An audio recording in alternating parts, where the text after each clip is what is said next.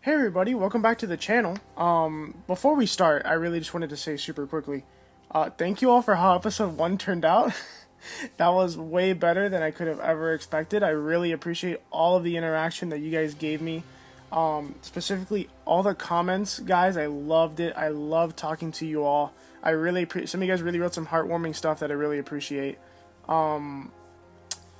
I just want to thank you all for the interaction. That's exactly what I want from this channel, is people to be writing in the comments about what they think should have happened. And I want to thank those guys on Reddit too, because I saw you guys as well. Again, I really don't take anything personally. Everyone that said that I did something incorrectly or said that they disagree with what I did, thank you. I want you to know I really appreciate it, and please continue to do so. I loved all of it. This is meant for all of us to get better, not just myself. So the more people that see those conversations in that discourse in the comment section and on Reddit, it's great for all of us, you know? That way we can all get better. Nextly, I also really wanted to say, I didn't say it last video, but I really do feel like I need to get into the habit of saying it. This is a small channel, so I would really appreciate any likes and subscribes, guys. First of all the people that subscribed in like last time, thank you so much. I really appreciate it. Again, I'm just gonna beat that into the floor. Fucking love you guys. But yeah, any likes and subscribes are really appreciated. This channel, I'm trying to grow it, and you know, not that I'm even close to making money yet, but any money I do make is just gonna be to upgrade this so we can make more draft videos. That is what I want this channel to revolve around. So, you know, the more the channel grows, the better the quality is gonna be for you guys as well, not just for myself. And lastly, follow me on Instagram, everybody. I do have an Instagram at the same thing, Efficient Eric, with no space in the middle. It's going to have my same logo. Follow me. You guys will see some cool content there. I'll try to post stuff whenever I can. And hopefully you guys can get a little closer to me. Alright, that being said, let's hop into draft number 2. So, let me see. Here we go. I'm really excited. It's been a while since I draft this, so... Ooh, I think we opened everybody's favorite rare. I'm just kidding. Happily Ever After is actually horrible. I mean, you can meme it, but I don't plan on memeing this stream. Sorry, stream. YouTube video. Maybe I will stream one day. That depends. If you guys tell me you want me to stream, I'll think about it. But for now, man, this pack is not great, to say the least. The Heraldic Banner is awesome, but it's really only like great in a monocolor deck. So I don't know if I want that. Fairy Guidemother's good. Garenberg Paladin is good. I actually don't know what to take here. Okay, basically, in my opinion, it's between Heraldic Banner, Fairy Guidemother, and Garenberg Paladin. Now, Garenberg Paladin to start with an expensive card is actually a little dangerous. Even though it is a good card, I do like that card a lot. But Fairy Guidemother is really good, but it's a really disappointing first pick. Like, in terms of overall power, I think Garenberg Paladin is more powerful. And then Heraldic Banner being the most powerful, but that is kind of pushing us towards monocolor. So I actually don't know what to take here. I think I'm gonna take the Garenberg Paladin. But we'll see. We have, obviously, gotta stay open, so... Okay, Order of Midnight is awesome. That's a great card. And again, everything else in the pack, it's alright, but like Shepherd of the Flock is okay. Frogify is not great. Tome Raider's okay. Barrel Witches are okay. Yeah, I think definitely the pick here is going to be Order of Midnight. Maybe we can get together a green-black adventure deck, get our hands on some Lucky Clovers. So that being said, what is... Okay, Arcanist Owl is really good, but it's in... We don't have anything in those colors, even though I don't mind staying open, but it also is committing us, so I don't know about that. Ardenville, Tactician, Silverflame Squire. Right now, in my opinion, this is kind of between Reaper of Night and Runaway Together. Here's the two things, though. Reaper of Night is a really expensive card, and we already have a 5-drop, so I don't want to be too expensive, obviously. Excuse me. But, I don't really see... Like, Rosethorn Acolyte is okay, but I don't want to take that third pick. I I think it might just be Reaper of Night here and go for a really slow, grindy green-black deck, which is what green-black's trying to do, so... I don't know if we'll miss this Runaway together, especially since they're not passing so many Merfolk Secret Keepers. I don't think it's worth it. Okay, let's take a look. Giant Skewers, okay. It's okay. Green-black also is adventure and food, so that might actually be worth it. Queen of Ice is okay. I actually don't know what to go for.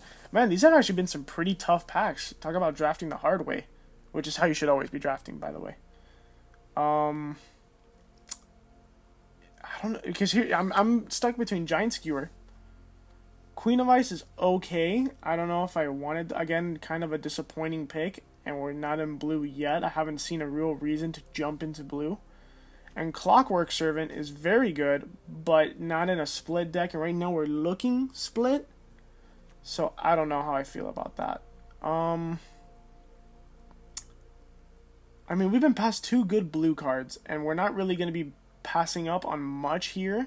So I think I'll take the Queen of Ice in case we end up going blue. Because right now, like, for example, in this pack, there's no good black cards. The only good green card is Wildwood Tracker, which doesn't go great in green-black. There's a run... I don't know. This is another tough pick. The only thing I'm really looking at here, I guess, is Runaway together. So let's take that, and maybe we'll just drop the green and just go black-blue control.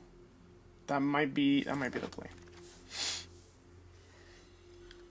Okay. I like Opt here. And I like Golden Egg, I guess. Maybe we'll want to splash something. I mean, if we do go green-black, food is going to be awesome. If we do go blue-black control, food is also going to be awesome. So I think Golden Egg is the pick here. Oof, okay. So now we actually get past some pretty solid green cards. And the only blue card in the whole pack is Vantress Paladin, which is okay at best. Because if you get a 4-mana 2/2 and you don't get the Adamant, a 4-mana 2/2 flyer is not great, to say the least. I think... Oh, man, this is really rough. I think I'm going to take Marrowleaf Rider. That's my favorite card out of the pack, because Rosethorn Halberd I only like in that non-human deck. Otherwise, it's really expensive to equip. Still good, not bad, but I don't like it more than Marrowleaf Rider. And especially if we do go green-black, we are going to want food, which goes very well with Marrowleaf Rider. So now we're between another Golden Egg, a Tulinvel Treefolk, and an Opt. Man, this is rough. This is actually really, really rough. I think the pick here is going to be another Golden Egg. Just because if we go blue-black, we're going to want card draw mixed with life gain. And if we go green-black, we're still going to want life. We're still going to want food, just for synergy there. That being said, though, we officially have 2 of every color. We could go green-blue as well, depending on what we open next. And... in that case, I think I'm still going to go Golden Egg. Or, I don't know what's better, our second Golden Egg or our first Op or first Treefolk. I'm going to go Golden Egg just because it's such a safe pick. That might be wrong, guys. If that's wrong, if you guys think that's wrong, tell me, because that easily could be. I guess we'll take the Gingerbread Cabin. There's not really much else in this pack.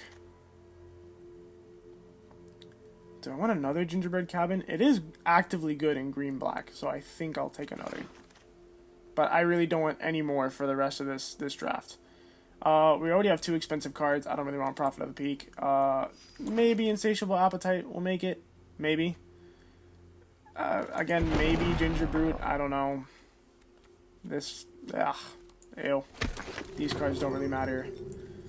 This card doesn't really matter. Okay. Okay, there we go with Beanstalk Giant. That's an awesome card. Okay, it's between Beanstalk Giant and Reeve Soul. How much removal do we have right now?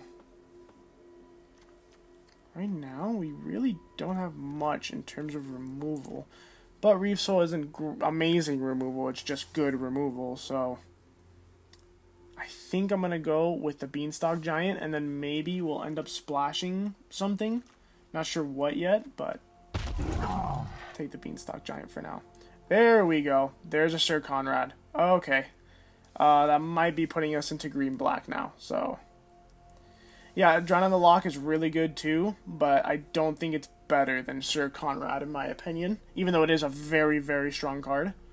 And with this, I think we can officially cement ourselves into a green-black...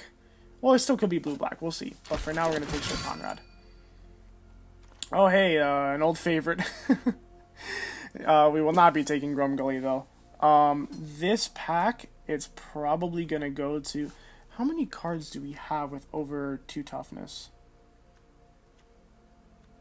Man, like none so far. Okay. In that case... But, okay, green, there's nothing I really want in this pack. Black, the only card that is somewhat suitable is Wicked Guardian. So I think I'll take the Didn't Say Please, just in case we end up going blue. There we go. There we go. Okay. Yep, this might be going how we want it to. Even though, let me tell you, our high end is getting pretty big. We really need to get some cheaper cards here, which is what I'll be focusing on. That being said, there is another Tulinvel Tree Folk, which I think I have to, because there's not really much else either. Okay, let's say we cut these now. All the blue cards. And we do end up going green-black. I don't really want a Smitten Swordmaster. Man, 3? That's crazy. I think I'm going to take the Curious Pair for the food synergy and just the early game blocker. Sure, I'll take a Lost Legion. A 3-mana, 2/3 Scry 2 is solid, to say the least. And we do need cheaper cards. Another Lost Legion. Man, there's some solid white removal here. But I think it's another Lost Legion there. Okay, now it's probably going to be Locthwain Paladin. Yeah, sure. I don't think I have any 4-drops yet, do I? Yeah. Out of here, the only card I really might want is Jousting Dummy. Because, well, our late game is really strong. I might just want to take a Crashing Drawbridge, but do I really want that? Because I like how it's an early blocker, and then in the late game we can play Hasty Garenberg Paladin. Sure, we might not play it, but sure for now. Nothing really playable here. Ginger Boot or Weapon Rack? I guess Ginger Boot for food synergy, maybe. Nothing here I really want. And nothing here I want. Okay.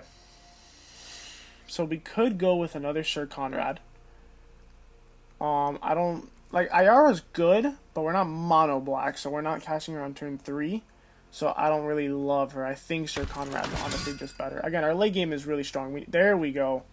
Oh, man. Okay. I really want all 4 of these cards. Now, which one do we take? Castle Locthwain is good, but in limited, it's not incredibly powerful. I really like Order of Midnight as an early game attacker, but Revenge of Ravens is just... Again, we're a late game deck, so if we can get this down, we can just hold off. I think what I'm going to do is take Revenge of Ravens, and then just hold off and hope we wheel one of these two, though I doubt it. Maybe we'll wheel the Foreboding Fruit. But man, this deck is looking really expensive. Yeah, I don't think there's another choice here. In my opinion, I don't think there's another choice. Okay. Now, do we want a Merrillleaf Rider or Tall as a Beanstalk? No, I don't want Tall. I don't know why I said that. I don't want that card. Camera's Transformation. I know it's not the best, but it is cheap removal, so I think I'm going to take that, which is kind of depressing. Just because Reaper of Night's very good, but again, our late game is so... We have so much right now. Like, our curve needs to get pulled down. So I think I'll take Kenra's Transformation. That being said, Enchanted Carriage is really good, but we already have 4 or 5 drops that are really strong. So I don't know if I want that. I think it's another Lost Legion here for the 3-drop. In this pack, the only card that's playable in our deck is Memory Theft, so let's see. It's going to go on the sideboard for now, though. I like Rosethorn Acolyte. It'll actually ramp us out to our bigger stuff, so I don't mind it. Oh, wait, why did I put that in the sideboard? 1 second. There we go. And you guys are actually going to come in as well. I'll probably end up playing you. For this pack, I think 3 Gingerbread Cabins is like way too much. That's not going to be good for us. That being said, Inquisitive Puppet is literal trash. Lash of Thorns is okay. I mean, it's the only card in our colors, so might as well. Other than Gingerbread Cabin, but I don't think Gingerbread Cabin is going to be really worth it for us. I guess I'll take a Wildwood Tracker. Probably going to get cut. I'll take a Spore Cap Spider. Yeah, that's actually not bad at all for us. I'll take the 2-drop. I'll take the uncommon for the... I mean, do I want a Witch's Cottage? How many tap lands do I want, though, in actuality? Right now, what are our deck's colors looking like? We're looking like a lot of green, but our black casting costs are heavy, so I don't think I want any more. We'll take the uncommon for the vault. None of these are great, so I'll take the Dwarven Mine. 7 dwarves? Nah. Barden, okay. So this deck, I'm not sure how good I think it is. I think it's solid. It's not horrible, but we definitely need to figure out what the hell we're going to do with this deck. You're going to get cut. How many adventure creatures did we end up with? 1. We didn't wheel literally any of the black cards out of that pack, which really hurts. 2.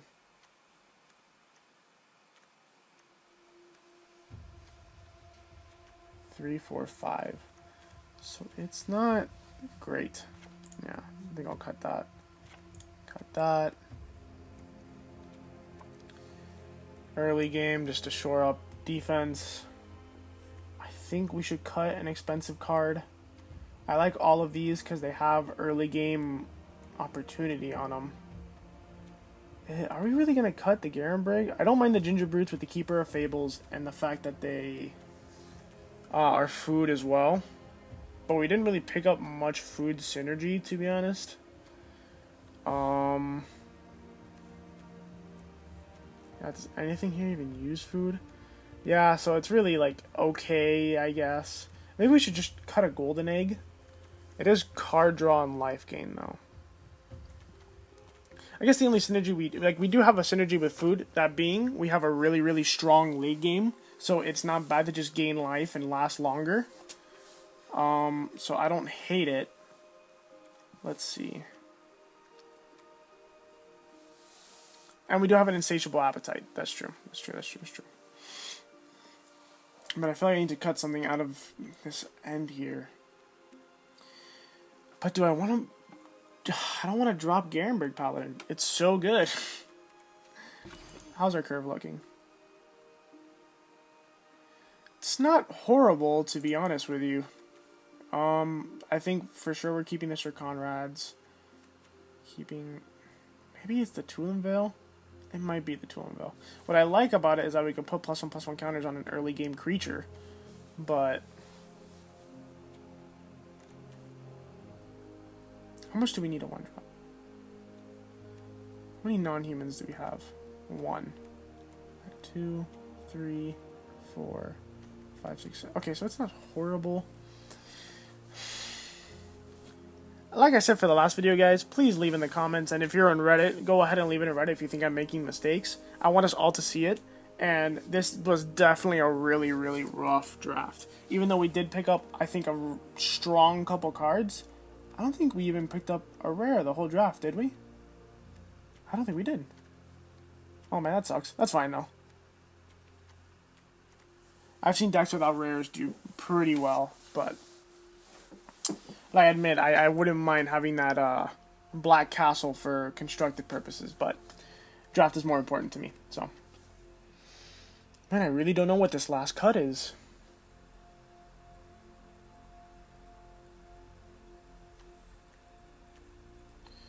Is it Locthwain? It might be Locthwain Paladin, but I really want to cut one of these 7 late game cards. I think right now it's between Garenberg Paladin and Tulinvel Treefolk.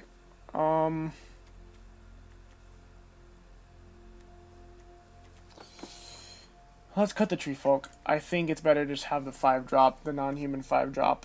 And this does ramp us the Beanstalk Giant. Okay, now that being said, what's the land gonna look like for here?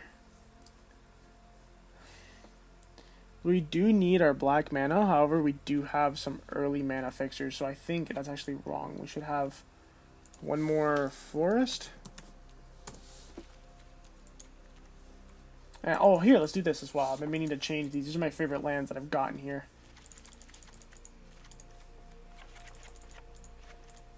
And for swamps...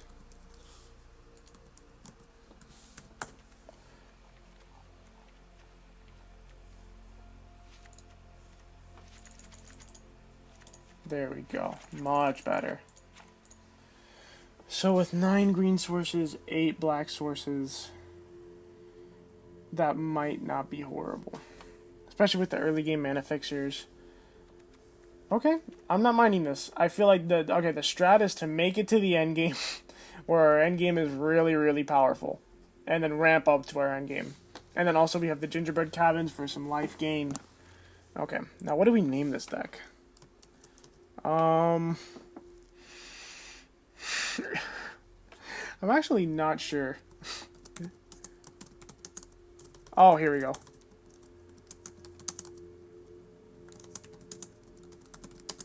There we go. We're in the end game now, everybody. Yeah, I'm happy with this. Oh, the card sleeves. That's what I wanted to change. I don't have many. I just have the Chandras. Those are my favorite. Oh, okay, wait. We have to change it. Do we have to change it?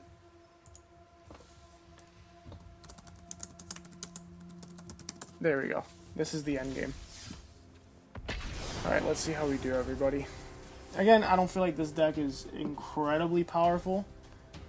We definitely didn't get some of the rares that we wanted to open in either of our colors. And, we kind of waffled around there for a while, trying to figure out what the hell we were going to end up playing, but that's fine. See, this is my problem with Wildwood Tracker. This is actually kind of an aggressive hand, but it's fine. We can keep. I feel like turn 1 Wildwood Tracker into turn 2 Marrowleaf Rider, and then make the Food for Curious pair and leave up Insatiable Appetite is actually okay, at least.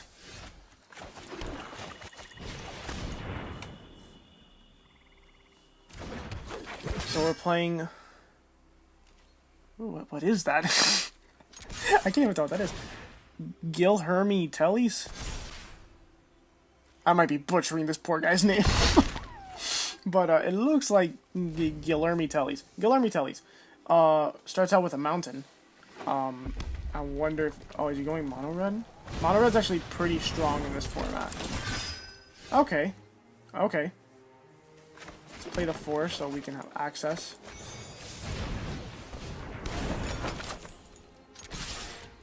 And do both. Now, I don't know if we're going to Insatiable Appetite. I really don't know what I want to do. I guess I'll just take that trade and leave up Insatiable Appetite for defensive purposes. Again, our deck is made for the late game, not for this really early game stuff. So I'll play our 1-3 and pass.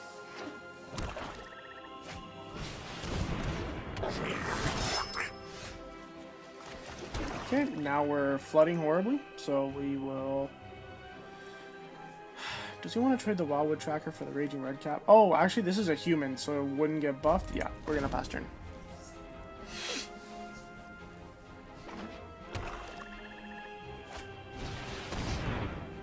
Interesting. An opposing Revenge of Ravens. That's not really the card you expect from a black-red deck, but that's okay. We're just going to plop down our Rosethorn Acolyte and pass again. I'm not sure if I'm going to want to sack this food or not. It'll be useful, but I feel like having that Insatiable Appetite be a +5/+5 is also going to be really useful. We'll see what he does this turn.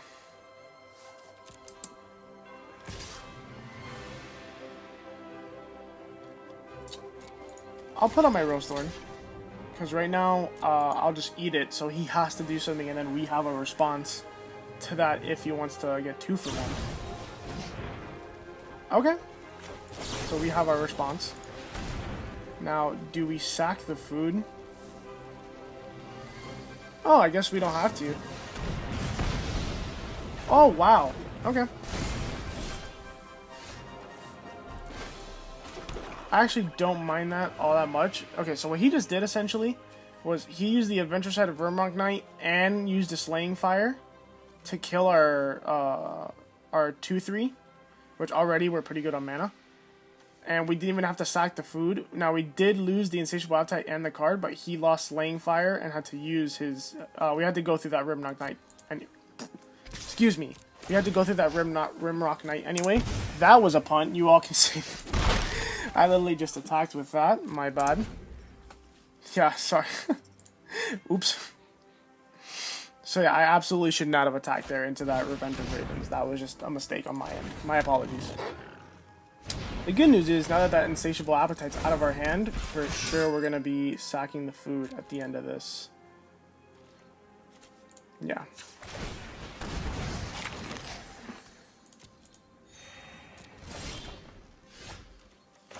Oh, perfect.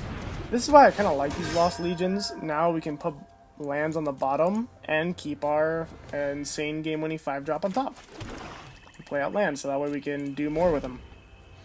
And you see, he's a win condition here because they have this. We don't want to be attacking, but if we can just start milling over all their creatures and dealing damage like that, hell yeah.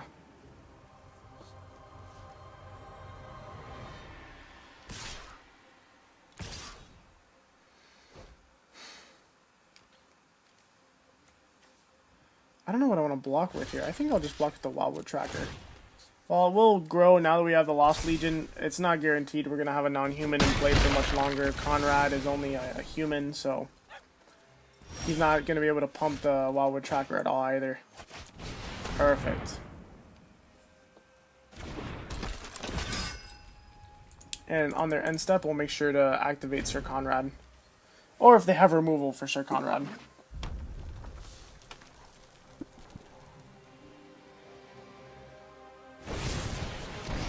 He has the removal. Okay, we'll mill once at least.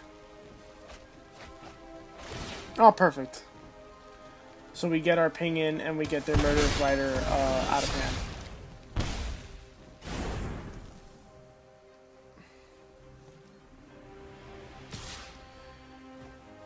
Now, to be honest, what we need is another Lost Legion to keep scrying through our deck.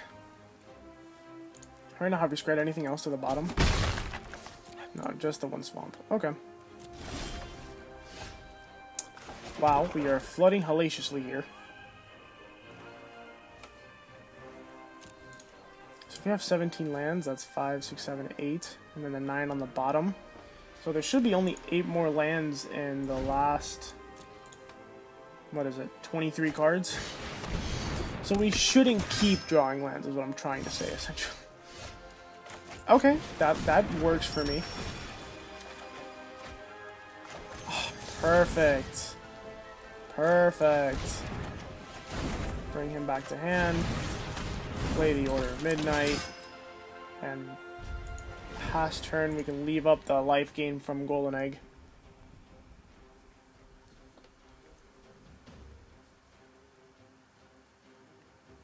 Now the big thing is, do we start attacking with this Order of Midnight? They'll gain 1, we'll lose 1, but we're at 20 life. It's not horrible. We can start getting somewhere with the Sir Conrad. Okay. If they have a combat trick, that's fine. I don't mind either of these trades. He would have to have card draw and a combat trick for this to really go horribly, which he could, but for red-black at instant speed to have card draw is kind of weird.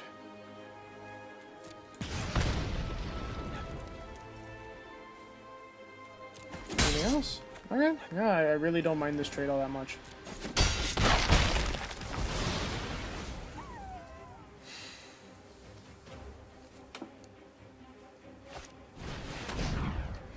Okay, an Ogre Errant. Oh, we should leave there we go.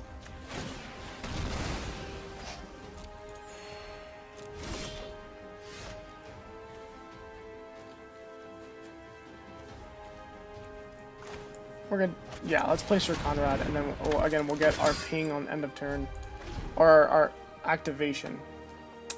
I didn't attack with Order of Midnight there. I'll be honest, I just accidentally clicked through.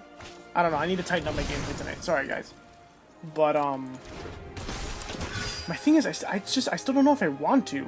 That's my problem. I really don't know if I want to start attacking and blocking with him. Well, I can't block with him, but or her. My apologies. Looks like her. Okay, so we're not going to block that Embereth Paladin. We'll play our Locthwain Paladin next turn. We will, however, block the Ogre Errant because he can't have anything. Oh, actually, he would. Yeah, he would. He would. So, yeah, I don't think we can block this turn. Wow, this sucks. Okay, we're going to be taking a lot of damage here. We need to draw into, like, a Revenge of Ravens. The reason I didn't block Sir Conrad on the Ogre Errant, by the way, is because Sir Kara's tap ability would have done 1 damage to Sir Conrad, therefore killing him. Oh, perfect. 2 triggers. Even though I would have kind of wanted that Lost Legion. It's fine. Doing 2 damage is still worth it at this point.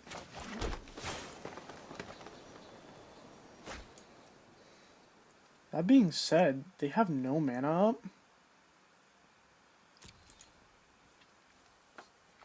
I think at this point it might actually be worth it just to race them. So we're gonna... Even though, you know, racing against Revenge of Ravens is not fun, if they block with their Sir Kara, I'm great with that. Awesome. Perfect. They'll probably ping in response. Again, that's fine. I really don't mind. But, she's gonna go to the grid. Oh. Oh man, guys. I really need to tighten up. I'm so sorry. This is usually not how I play. That being said, this is pretty complex what's going on right here. So I need to leave up 4 mana, 3 of which has to be black. Let's get as many activations in as we can. Okay, so that's 2 activations on him. And then that'll still leave up 4 black mana for us. Yeah.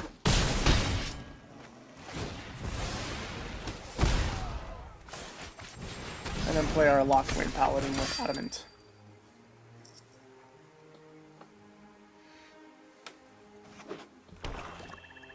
This is a close game.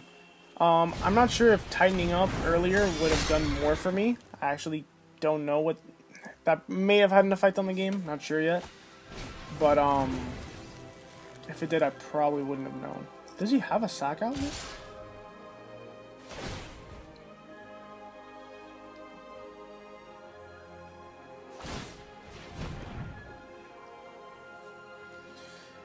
So this turn, 5, 6, 7, 8, 9, 10. We cannot take 10 damage this turn.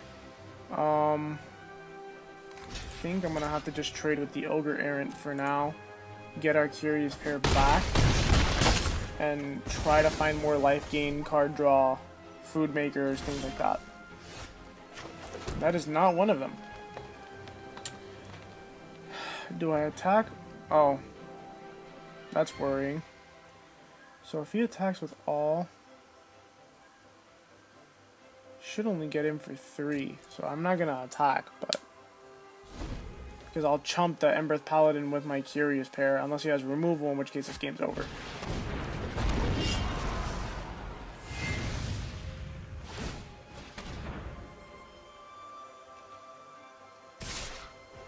So he doesn't have removal.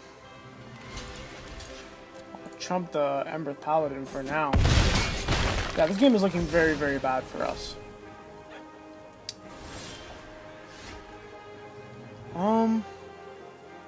Yeah, he'll just swing it with everything and I'll lose. Alright, good game. Hopefully next game will go better for us, to be honest.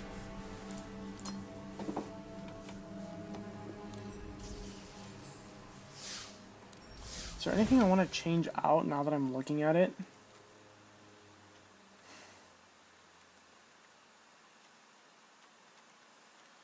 I don't feel it. How many lands do we have? 16?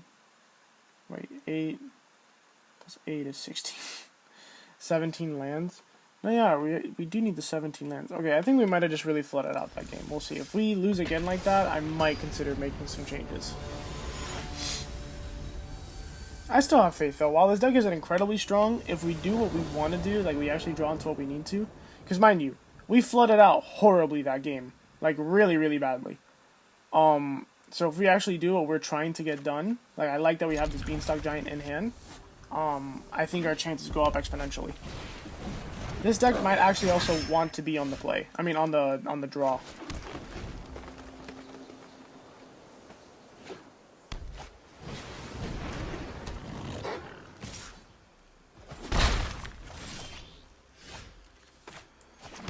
We're gonna just play out our Order of Midnight rather than hold it.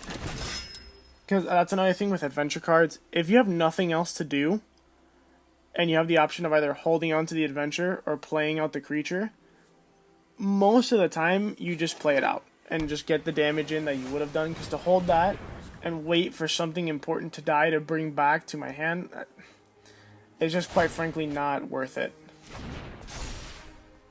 Now our opponent is having a very aggressive start, but hopefully Lost Legion will help remedy that. Okay. It's Lost Legion, see what we find, and then we'll swing in with our Order of Midnight. 2 Gingerbread Cabins. I don't know if I want either of those, because then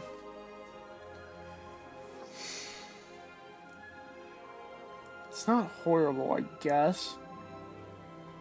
But we can't do not horrible. We need to be drawing into better stuff, to be honest with you, because we're already hitting 5 mana. We need to be drawing into more gas than just 2 tap lands that might give us food later down the line.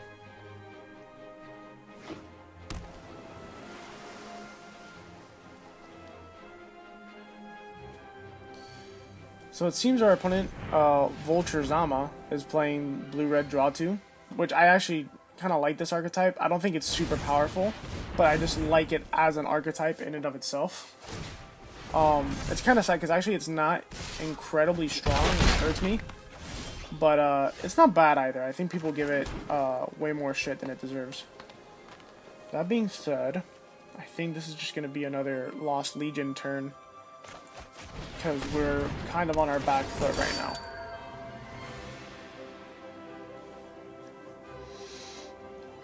I don't know what I want here. Reaper of Night might be a little too expensive at the moment, and I kind of do want a 6th land.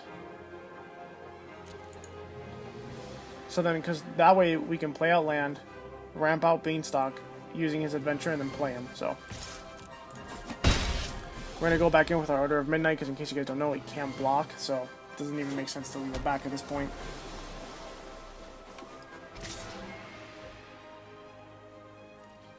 And I don't mind trading Lost Legion for a Weaselback. He is trading a 1-drop for a 3-drop, but that is going to do a lot more damage to us if we just leave it. He could have pumped it. Well, he only could have pumped it once. But still, I'm not in the mood to be taking 3 damage right now. I think I'm going to do this turn. We don't have enough mana. That sucks. I was going to say we could Beanstalk Giant to get a black mana in play and then play Lock Flame, but actually it costs 3. And then we don't have 3 lands. That being said, I still might just do it. And then just leave up Insatiable Appetite in case they want to try something. So I think I will.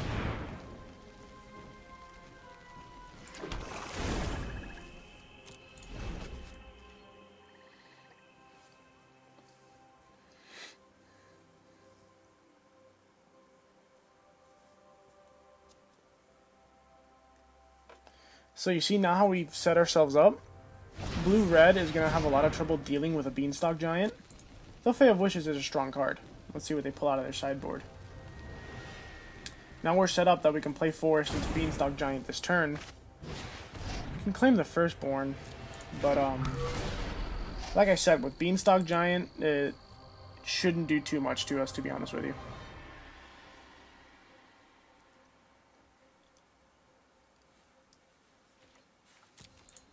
Pass.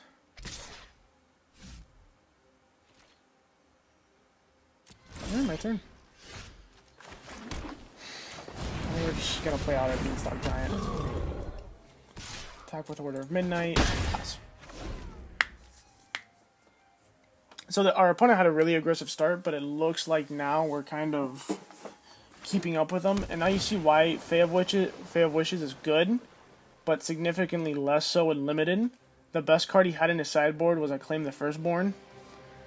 You only play that card if you have a card that's actually solid in your sideboard. Like maybe you like dropped a copy of Unexplained Visions or something like that. That in the late game would actually be really nice to get into your hand from your sideboard. But to go get a Claim the Firstborn, it's not really worth it. And what's really sad is that this deck never got an Edgewalling Keeper. That would have been awesome, but not much we can do there.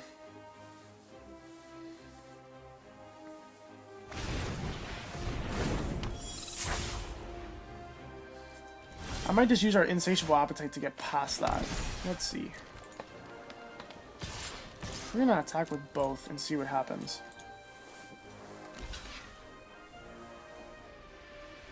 If he chumps, I'm not going to do it, but if he tries to set up some elaborate block on the Beanstalk Giant. Okay. I don't mind this too much. I really do need to clear the way for Beanstalk Giant and Order of Midnight for this to work. And the best part is, afterwards, we still get to play our Adamant Lockflame Paladin, which still blocks their board entirely, unless they have a combat trick or something.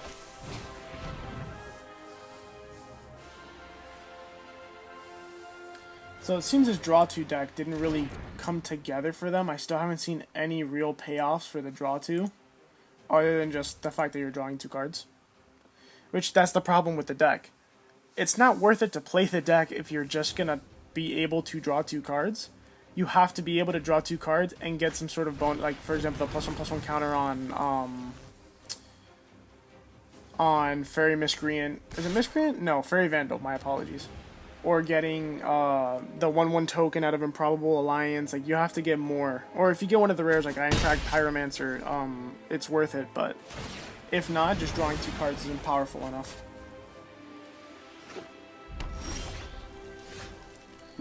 Oh, there it is, everybody. Okay. So we're just going to swing in with everything, right?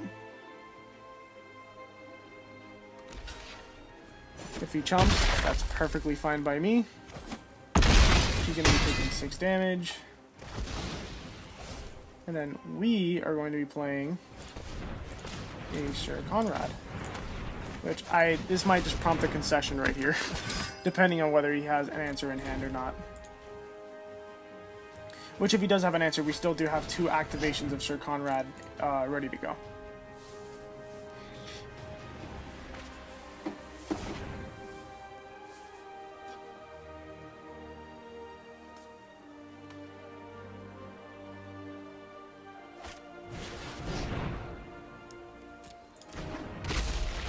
Okay, Brimstone Trebuchet. I actually like that card a lot, but again, not really. I don't like it a lot in blue. Oh, there it is. I don't like that card a lot in blue-red. I prefer it in black-white. Sorry, black-white. And red-black or white-red. Whichever has red in it. Because with knights, it is pretty powerful. And by the way, guys, this is probably... I'm not sure yet. I want to hear what you guys have to say in the comments. This is probably going to be my last draft for Throne of Eldraine before we move on to Theros. So, I want to know what you guys think. By the way, I think this might actually be a keeper since we have the Rosethorn Acolyte that if we want to play our black spells, we'll be able to. Or if we draw into at least 1 black source. So, I think this is a keep. So, yeah, I'm super excited for Theros. If you guys want to talk about any spoilers, have at it. I've seen most of them, and I'm really excited for the set. It looks really cool. So this is probably going to be my last draft. The next time I record will probably be recording my online pre-release for Theros. I'm really excited for pre-release. I'll do that and I'll release it for you guys, and I'll try to get it out as soon as possible, like to the release date. Let me know in the comments if you'd like to see that, because I do like doing sealed as well. So doing a sealed game where you can try the new set is always really fun for me. Kind of got excited. I thought he was going to mana screw there. Kind of like how we are right now. So we're going to drop this. This kind of sucks. Yeah, we're just going to stay back one more turn and play the Rosethorn Acolyte after. And you see, this is one of the big downsides of those common lands. We didn't get to play either of our 3-drops this turn due to the fact that we had to wait. So what I'll probably do is on their end step, sack the food. Ooh, Beanstalk Giant. By the way, I don't have those card arts just because I was not playing Arena when those came out. Because the laptop I had at the time was not good enough to be running that kind of shit. And so, as much as I wanted to be playing and earning that, it got to the point that my laptop just couldn't play even Arena anymore. So, alright, yes. Okay, so now what do we want to play? I think we should just drop our Rosethorn Acolyte so that next turn for sure we can get a Sir Conrad on the board. And then might as well attack with a Curious Pair. Since we're going to have a blocker back anyway with the Rosethorn Acolyte. Now that's scary. But we do have our own, so.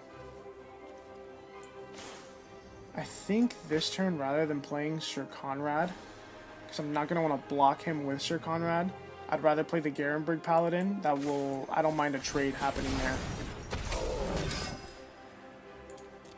And we can't chump because he has that line of text that he can't be blocked by creatures with power 2 or less. So, if he wants to trade Paladins, have at it.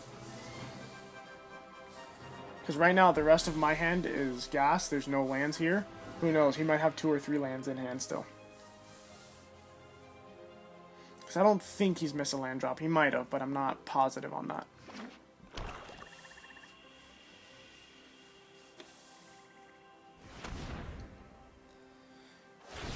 Oh, okay.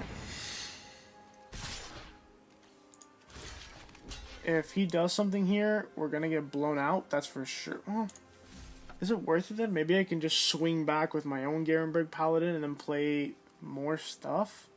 Kind of race him here. What am I playing? Yeah, let's just take it.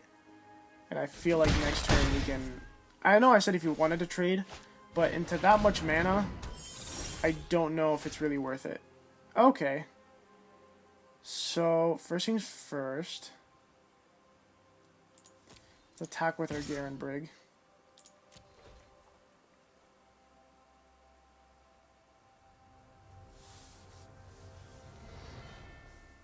And he has no food, so Bognati's not going to do much for him. Though I do like the card a lot. Bognati is one of those awesome food payoffs that we didn't really get our hands on.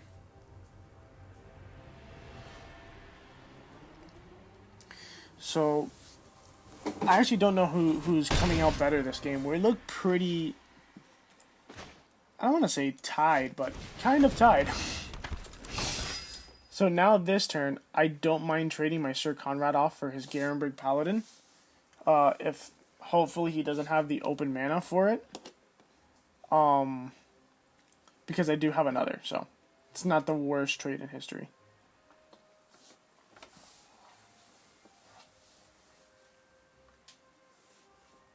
Let's change his color.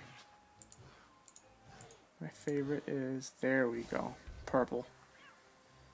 I actually kind of like these. I think they do crash the game a little bit, to say the least. But they are really cute. And I love dogs and cats, but I do think I'm a cat person more than a dog person. That's just me personally, though. So let's see, he might have a trick in hand. If he does, yep, he absolutely does have a trick in hand. We still have another Sir Conrad, so... And we'll get a ping out of this. Or I think we should get a ping out of it. Interesting. Okay, so he's gonna sack... I didn't even think about that. He absolutely could sack the Ginger Brute for that to happen. Interesting. That's actually really cool. I did not realize that interaction existed. Huh. You see, that's what I love about Limited. You get to learn those new interactions that I wouldn't have thought of. That being said... Sure, let's get Sir Conrad down. And a Ginger Brute. Now, do I attack with the Garenberg Paladin?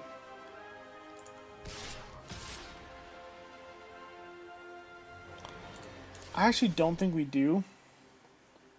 Because we need to block that. So that Garenberg Paladin, if it gets in again, we might lose this game. So I think I'm just going to attack with the Curious Pair. No, it kind of sounds stupid, but it's the only one that I actually don't mind because it won't trade. It'll eat that Smitten Swordmaster. And then we can just sit back and see if he does anything. And if he doesn't, we'll trade the Garenberg Paladin for the other one. And we still have more heat in hand, including a Sir Conrad on board.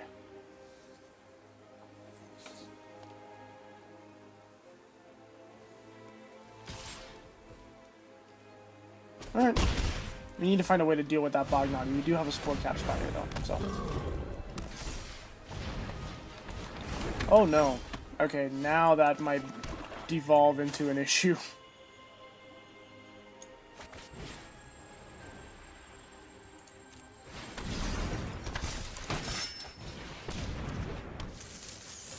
And now with this board state, we can start trying to mill them over. Well, not mill, because... Well, we do have more cards in our deck. But just trying to get creatures into the yard and kill them that way. But let's see what happens here. We finally do have a blocker for the Bognati, but we just need to make sure they don't make any more food.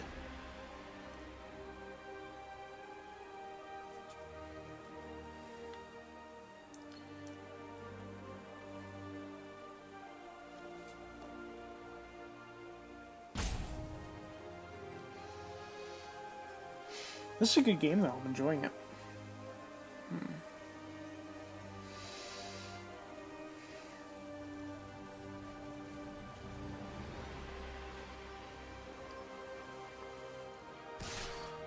So yeah, I want to hear, what do you guys think of Theros? I know I'm excited for it. Do I just chump that? I'll just chump that with the Curious Pair for now. Because if he has a combat trick, we're going to get eaten alive, because we would have to give up Garenberg Paladin or Lockflame Paladin. And we are getting pings because of it, so.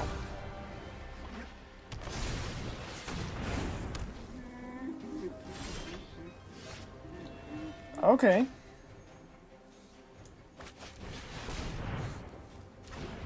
Okay, rad. I'm actually going to do this so we can draw cards, because right now that's what we're in like desperate need of right now.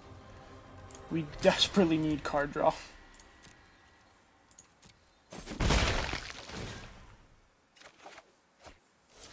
Sure. And that actually leaves us mana for one Sir Conrad activation on their end step. So, between Roadstone Acolyte and the forest that we drew. Even though I will say I was kind of hoping for something. And this is showing that we really didn't get the removal we wanted in these colors either. We didn't get any... Obviously, I know I passed that Reef Soul, but we didn't get any Reef Souls after that. We didn't get our hands on any Epic Downfalls. Wasn't great.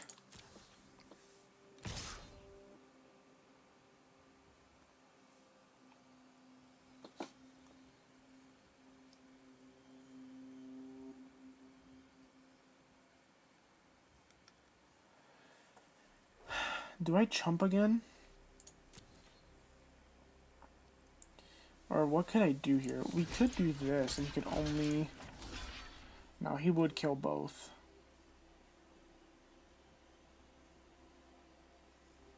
Maybe we just put the Rosethorn on there too.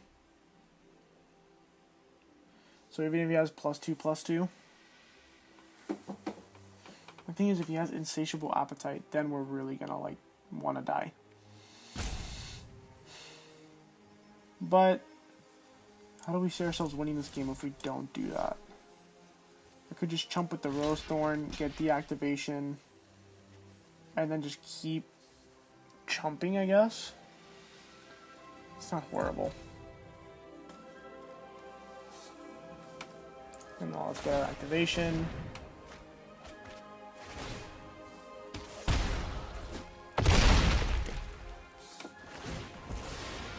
Get another activation every time we chump block.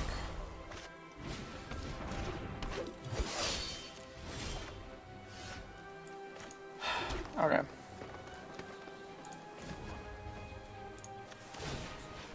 Let's hope we draw into something that isn't land here. Maybe some sort of answer or something. And we didn't even get out muscle in this deck either, which hurts a lot.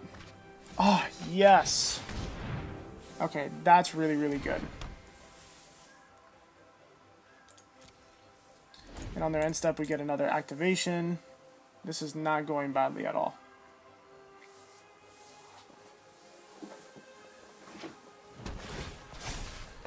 That's really bad. So now basically he's going to have free reign to attack with that Bognati, because what he's going to do, he's going to swing in. And if I don't block, he'll just do it. And we'll just take 3 damage. If we do block, he'll use the Bognati's ability, make this into a, what, -2/2, and swallow it. So regardless, we're not walking out with our Spore Cap Spider. Which is the only reason he hasn't been attacking with that Bognati.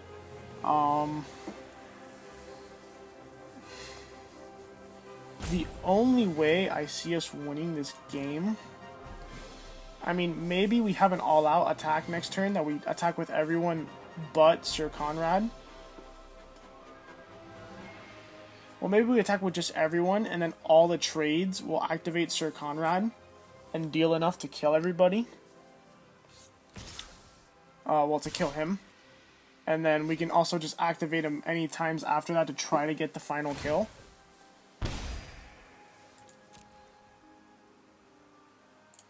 I think I'm just going to block with Spore Cap, honestly. Because regardless, that Spore Cap's dead thanks to that food. Even if he hasn't thought of it, it's still just, it's not going to work out great for us as long as he has that food there.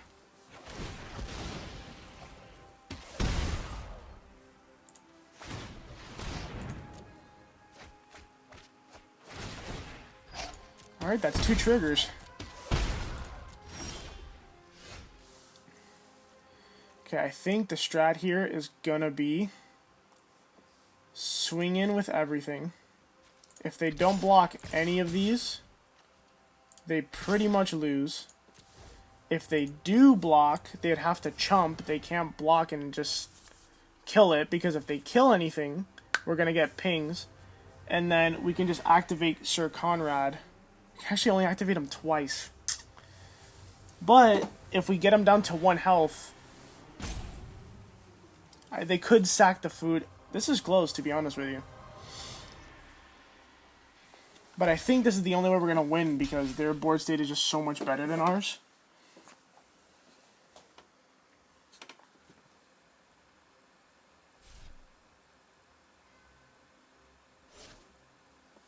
I think he just realized what's going to happen with Sir Conrad there. He is going to block with the life linker.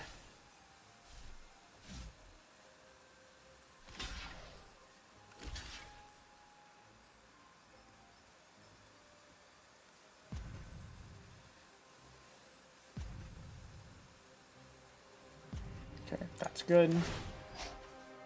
That's fine.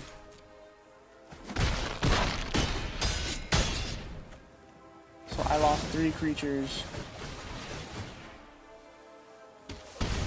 He lost a few creatures as well. So he has to sack the food now in response.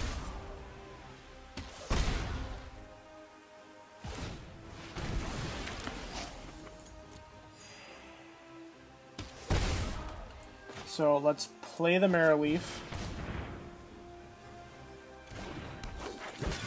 And then we can activate Sir Conrad twice. So let's see, because it...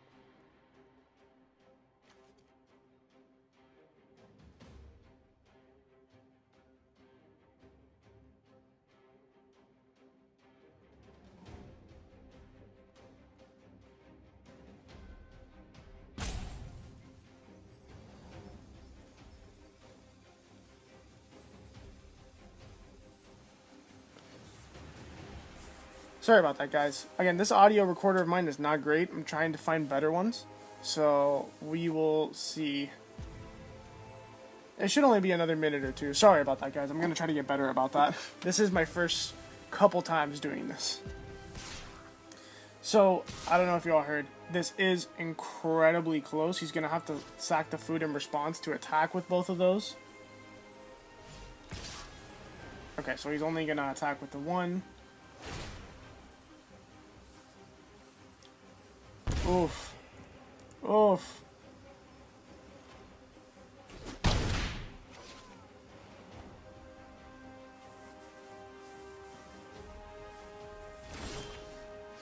That doesn't help much.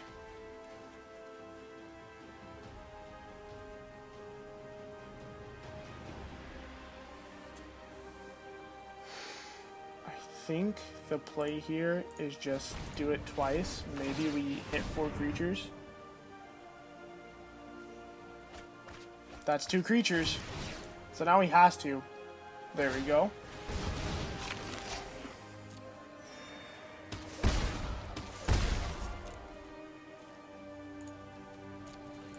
Then just play out the land. Do it again, just in case, because if we hit 2 creatures, we win. Ah! Oh. What this does mean, though, is he can't attack. If he attacks with anything, we win.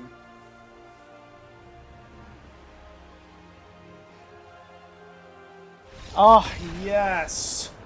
Green-black grindy at its finest. I love it.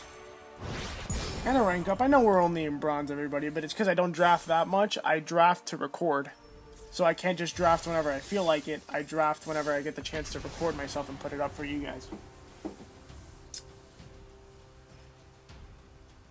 And again, if you all liked the first video, remember, like and subscribe. Really, really appreciated. Again, I'm just trying to grow the channel here so that eventually, like maybe I can eventually start doing face cam and stuff like that. But for me to do that, I'm a college kid right now. I as much as I would love to just buy all that equipment, and trust me, it does call my attention, I really can't be investing that much money into something I'm not sure is going to give me any return. So, if y'all like and subscribe, I notice, I look at all my comments and all my, look at how many people like each video. So, I'm paying attention. And if you guys keep showing me that you enjoy the stuff, I'll start investing more and more. That's what I'm trying to say. Sorry, really drawn out version of trying to say that. Oh no, we have a 7 dwarves. It's looking bad, people. And Kemrith's transformation is actually horrible against 7 dwarves, because now we're just going to turn a 2-2 into a 3-3. And while it does lose the abilities, you just made it stronger. So, yep, here it is. It's happening, everybody. Okay. I don't know what I want to do here. This is really rough.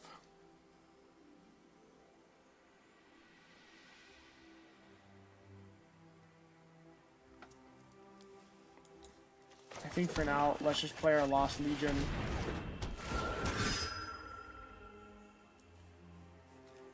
I don't know what I want here.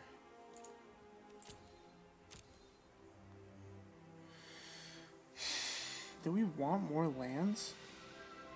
Beanstalk Giant's gonna find us more lands, so I don't think we want that. But do we want the Order of Midnight?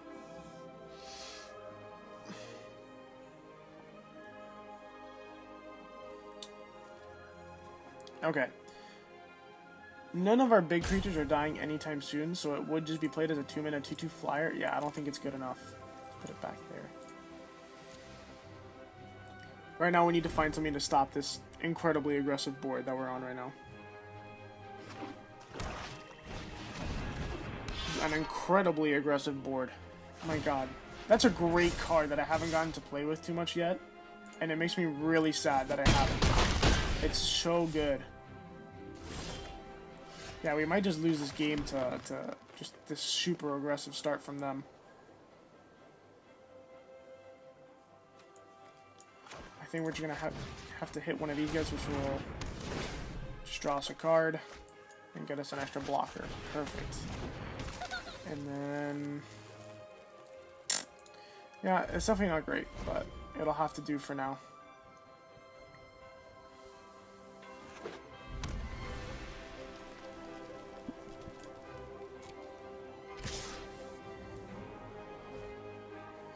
So we have to block the red cap because it can grow. Just block the 7 dwarves, I guess. Oh, if he has barge in. Okay, we're still not dead. Does he have another one? No.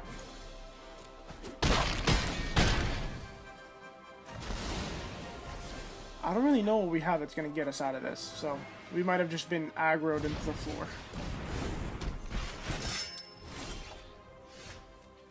Yeah, I don't see us winning this game.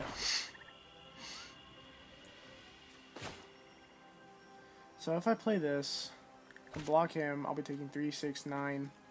But yeah, okay, this game is over, so. Good game, man. Nice.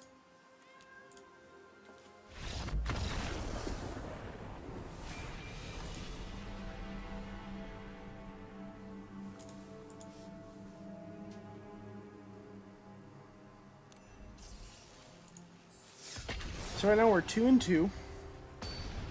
Not horrible. But Dark Road Rum Wandlebar. Oh, that's an interesting name. Okay. Okay, this is doable. This is the much more grindy hand that I've been wanting. That sadly we just didn't really get the cards that we wanted for it. But this isn't bad at all.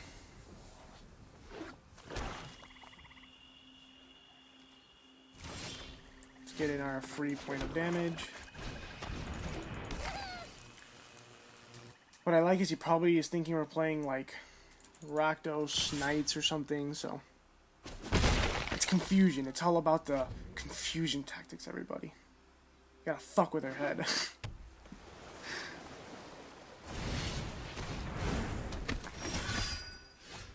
That being said,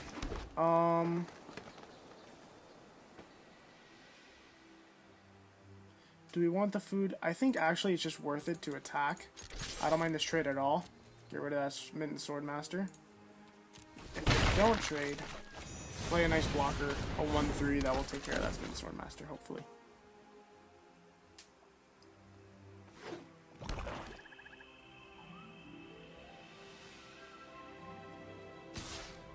He's attacking.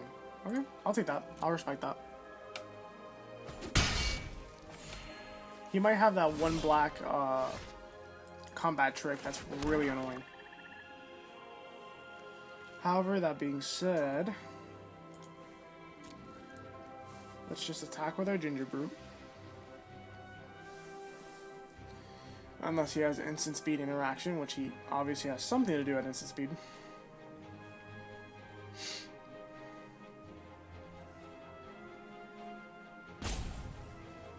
No. Okay.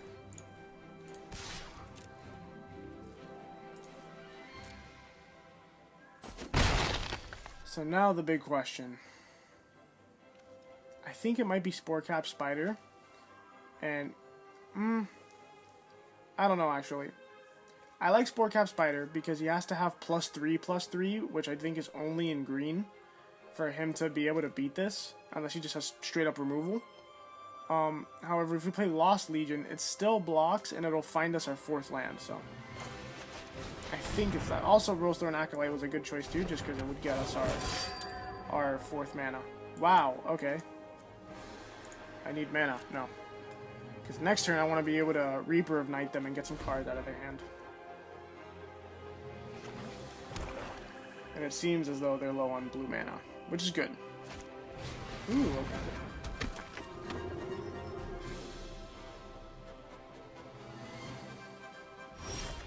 Perfect. Not great, because it, we didn't get our land, but we'll just drop our Rollstone Acolyte, that way for sure we'll be able to Reaper of Night them next turn.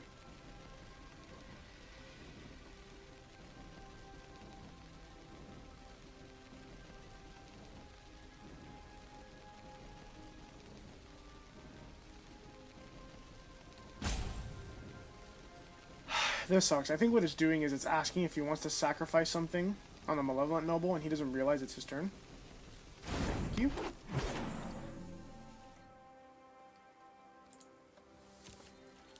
We will pass.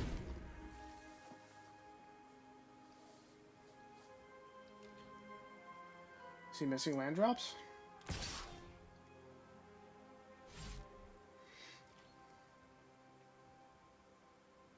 He is missing land drops, so we are absolutely going to get rid of some cards out of his hand.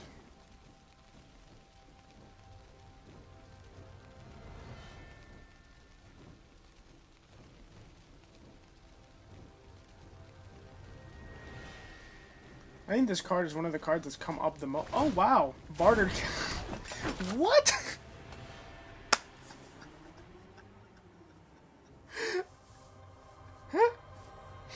I'm sorry. That is hilarious. He's actually playing Bartered Cow. Wait, is he playing 3 colors, or is he actually just playing Bartered Cow? I refuse to believe he's playing 3 colors, because if we're playing 3 colors to splash a Bartered Cow, I have some major issues with you. So, I mean, but hey, it worked. He got to discard it and actually get value out of it. Interesting, to say the least. Interesting. What I might do is I might just Chemrith's Transformation one of my own, like my Ginger Brute or something, and start swinging in. Just so I can draw a card off it and start doing some stuff. Because right now we're not really doing much. That one we really do need our 3rd land drop, so... Or sorry, our 4th land drop, start playing Sir Conrad.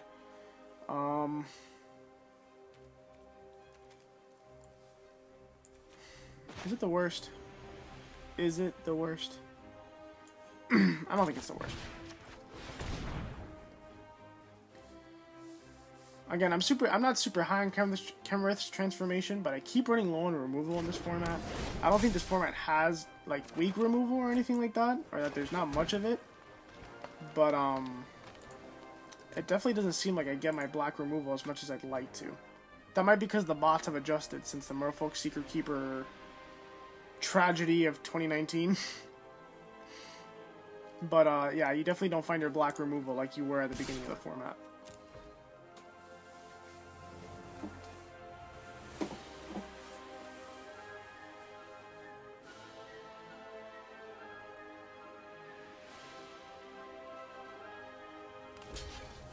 Are you really just gonna chomp with Smith and Swordmaster?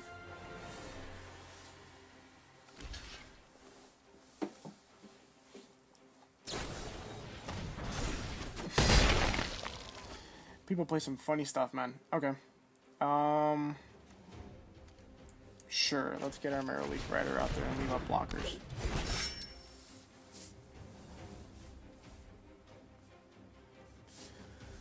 What I want is to reach her Reaper of Night. I like this card a lot. Interesting. Okay. Sure. I guess he sees we're missing land drops. That's not the... We would have gotten our Sir Conrad out, so... It's not the worst thing for him to do. Him or her. But regardless, we're going to get our Sir Conrad out. But first...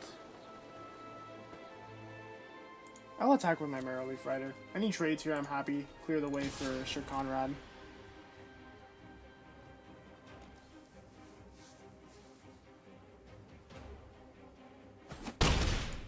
Bang.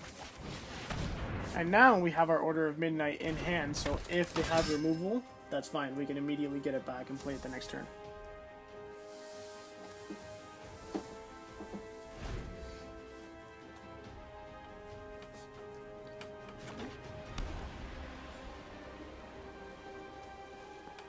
Also, by the way, guys, I want to hear your guys' opinions on Throne of Eldraine. I know it's been very, like... Everyone's talking about it, because it was such a weird format. So much weird stuff happened. Obviously, the bot draft was just hellacious at the beginning. So there was definitely a lot of issues. I want to hear what you guys have to think about it, because... there's so much that went on during this. And by the way, they absolutely were splashing that Bartered Cow, which makes me laugh. But it scares me as well, because who knows what else they're splashing in there. But, yeah, I want to hear what you guys have to think about the format. There's just so much happened in the amount of time that this set was out. And, like, for example, I know a lot of pros really didn't like the set as much. But, hey, I personally love it. I think it was pretty cool. But I understand it's not the best. Now, I'm actually not going to activate Sir Conrad here because I want to be able to get it back and play Order of Midnight this turn.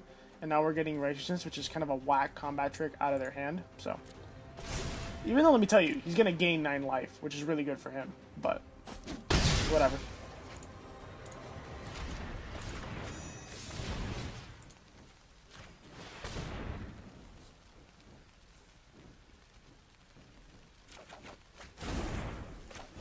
There we go. And turn. And now on our end step, we can probably sack that food for life. But like, I'm sorry, this person is playing jank. Like, I'm not the kind of person to tell people that their deck is not great. Even though, let me tell you, if we lose, I'll actually cry. But they're splashing white for a Righteousness and for a Bartered Cow.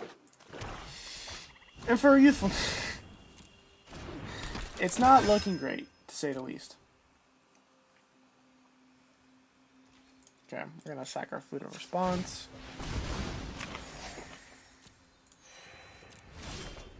Another Sir Conrad. I will happily take that. So let's play Sir Conrad in case any trades happen here.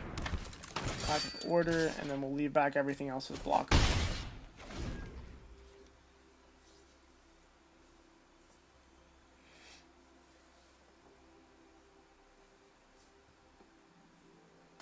So even though this deck didn't come together how I wanted to, yeah, like I said, I've been saying the whole game, it's the early game that I really don't like how it came together.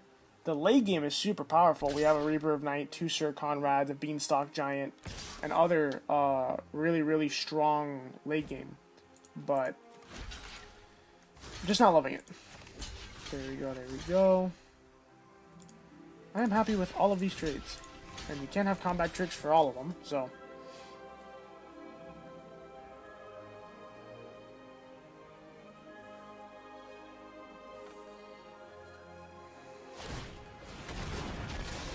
I mean, sure.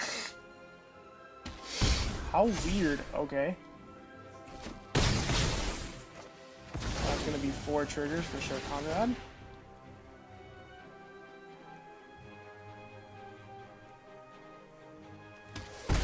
And with 1 white, I don't think he'll have the Giant Sweeper, which I think might be the only sweeper in this format.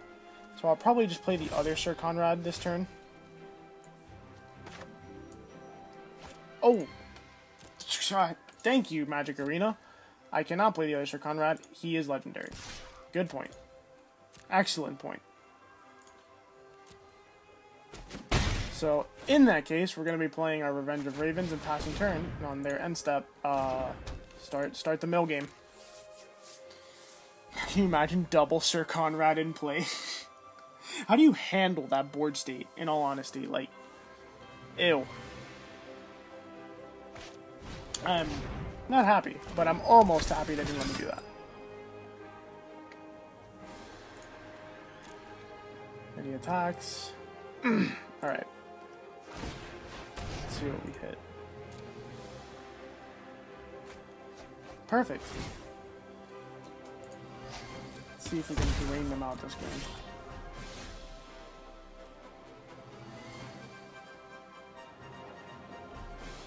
I feel like let's just get in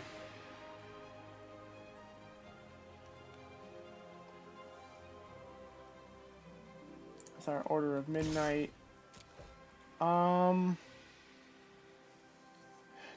I want to spend this? It'll get in 5 damage. And we'll still get 2 activations out of Sir Conrad. But we're not losing right now. I don't see a huge need for it. I'll save it, because you don't know if he plays a huge flyer, and then we can have our Order of Midnight trade off with it, rather than just losing the game.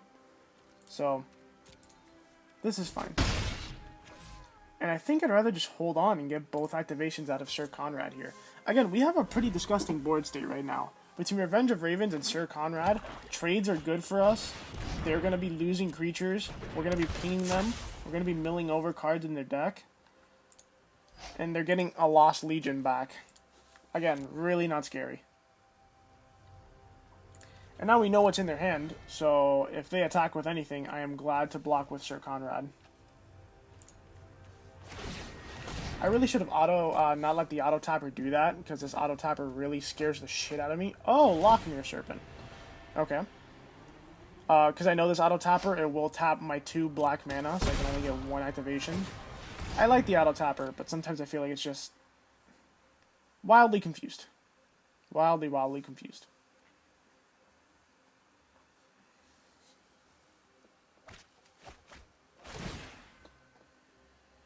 Awesome. Okay.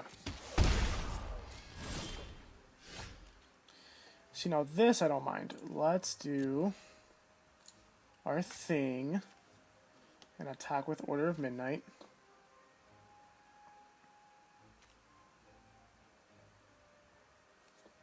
And now our Beanstalk Giant is going to get us another swamp so we can start activating Sir Conrad more and more.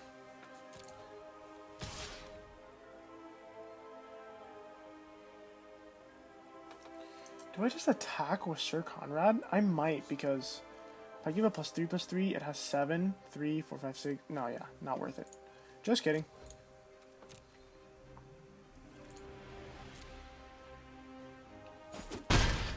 Beanstalk Giant. Didn't want that. Well, regardless, I was only going to get 2 activations anyway this turn. So it's not horrible, but let's pass turn again.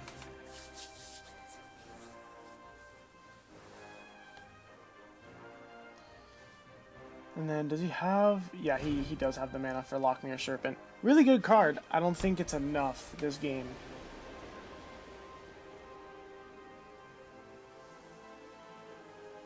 At least it doesn't seem like enough to save him. Because a 7/7 is really powerful, but again, every time he attacks, he's going to get pinged. I'm going to keep on pinging him.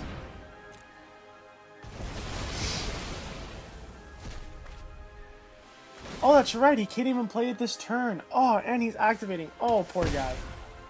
I forgot, he had to put it back into his hand, so regardless, now he doesn't have the blue mana he needs. He can only play Lost Legion. This is going swimmingly, everybody.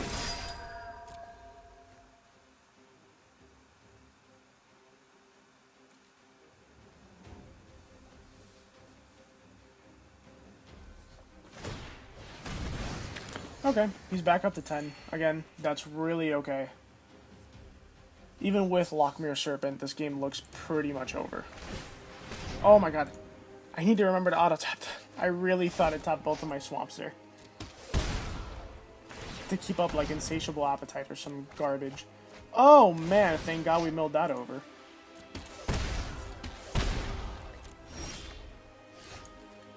That's what they would have called bad. Or it would have been bad. My apologies. Yeah, let's get this out there. Now we have another flyer to start attacking with.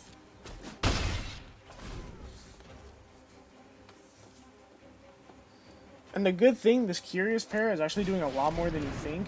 They can't attack with anything. Whatever they attack with, I can chump block, and then I just get another ping. So this Curious Pair is actually really, really good on this board state.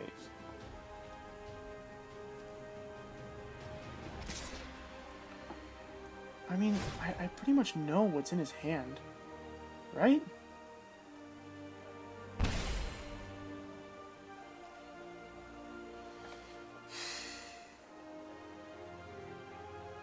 I don't mind.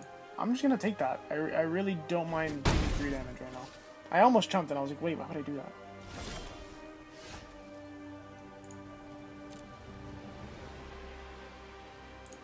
So this game is over. Unless he has removal in hand, this game is over.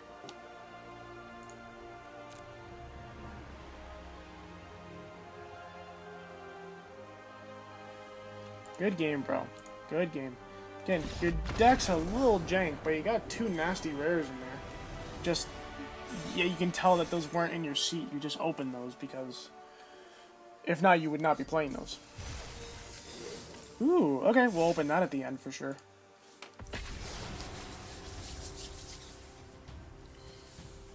So yeah, I would love to talk more about Throne of Eldraine. I have ideas, like obviously I want this to be all about draft, but maybe I can also start doing like end of the set reviews and just talking about how I feel about the set. Probably wouldn't be more than 5 or 10 minutes, but you guys let me know how you feel about that.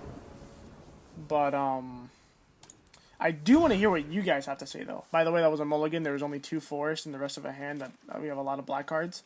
This is looking much better. Probably just bottom Chemrith Transformation. Bang. I do want to hear what you guys have to say about the format. Like, what were your favorite archetypes? What were your favorite color pairs? Did you like the mono deck, the monocolor decks, or no? A lot of people I know were not the biggest fan of it. I want to hear what you guys have to say about all of it. Because at the end, I'm still like, I'm in between. Like, I liked M20 more, I think. But I just got the flavor of this set is so awesome. Like, I cannot tell you guys how much I love the flavor of this set. Already we're floating a little bit. Luckily, we are in track to cast our turn 5 Keeper of Fables and start drawing cards. That's good. If you want to counter a Golden Egg, man, have at it. Ooh, okay, another Ginger Brute. That's good. I think he's going to counter. Yep, he's going to counter. Okay, so we're playing Blue-Black Mill. Actually, it might not be Mill. It might just be Control. Ow. Losing our Sir Conrad hurts. But that's fine. At least we got the counter out of their hands for the Keeper of Fables.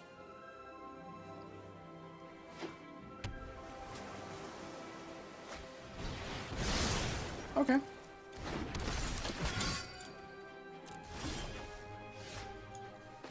Play that. Play that. We can't attack this turn, but he can't attack either. We have a Spore Cap Spider. So now we have a card draw engine going. Unless he finds a way to remove one of these two. But we'll see.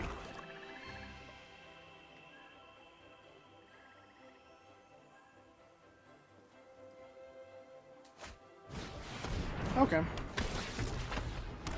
Again, though, we still have our card draw online and good to go.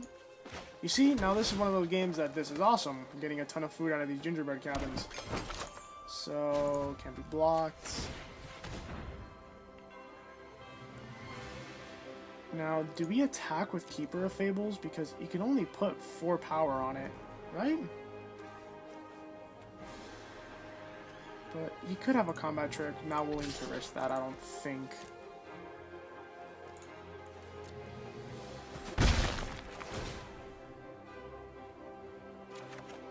Ooh, okay. Yeah, I'll crack the egg to get back a lost lead. Oh, to get Sir Conrad back? Hell yeah, I'm cracking that egg.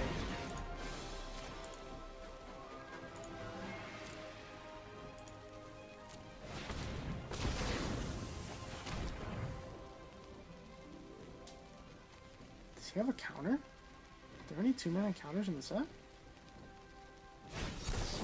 Oh, Drown in the Lock. Okay. Okay, I respect that. Amen. And their end step, I'll sack and destroy food.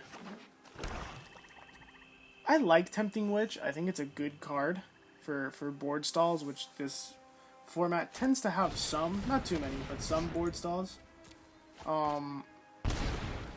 Wait, did he pay that with Adamant? He did not pay that with Adamant. That's weird. But yeah, I like this for the stall, but you need to have ways to make food, obviously. That's why I like this set. I feel like the commons are actually of use. Except for white. White's like one of my favorite colors, and it actually kills me how they never fail to design white badly. In this set, it's better than it's been in other sets, but it's definitely not great. Man, we really have no black mana, huh? Why would you spend our 1 black mana? See, that's what I mean with the auto tapper. Like, in what world would I want that black mana to be tapped?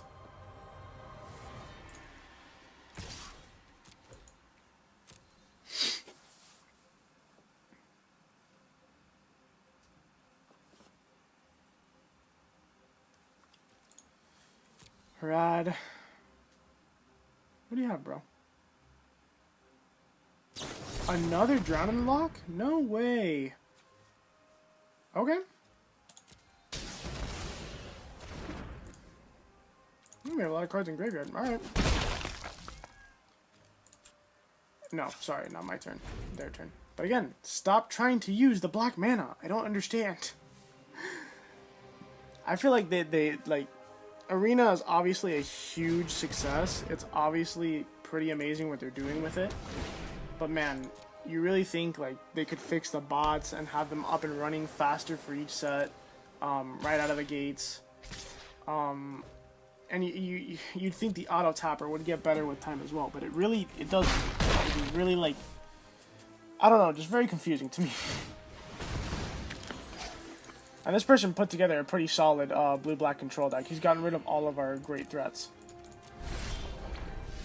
That being said, Garenberg Paladin, pretty awesome card.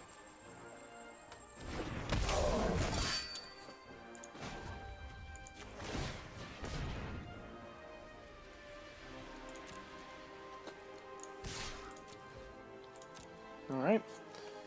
And Ginger Brute doing his work. Oh, I thought I forgot to make him unblockable. I thought he was about to put a blocker. I freaked out.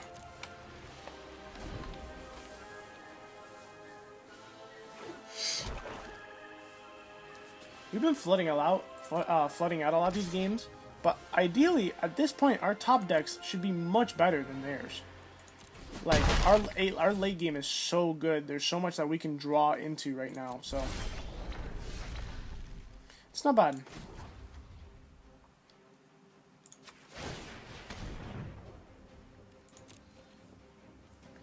Here we go.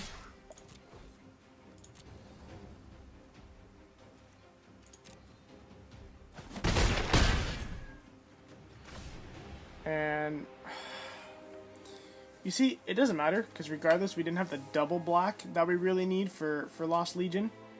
This is kind of ridiculous that we're at 9 green mana and no black. However, why is it tapping our black mana? Don't understand. I don't know why I'm doing that. I have nothing to sack at the end of their end step.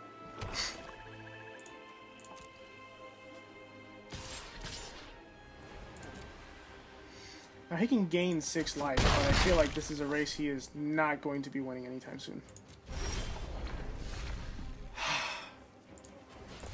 That hurts.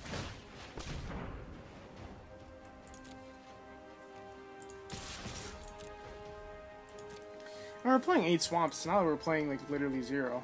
Did we bottom any? No, we only bottomed the transformation.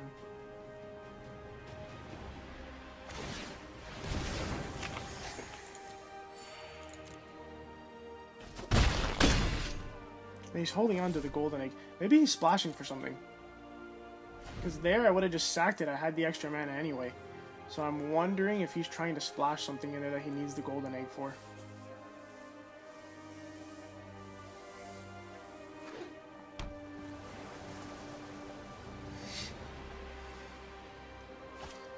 And now looking at it, it's actually... What does he have in his graveyard?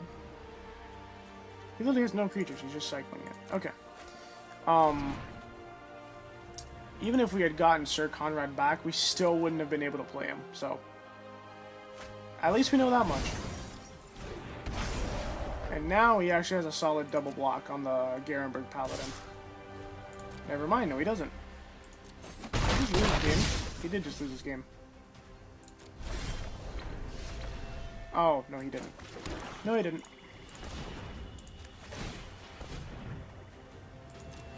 I thought, yeah, he didn't lose. He's going to chump block it, so... Again, the game isn't going badly, that's for sure.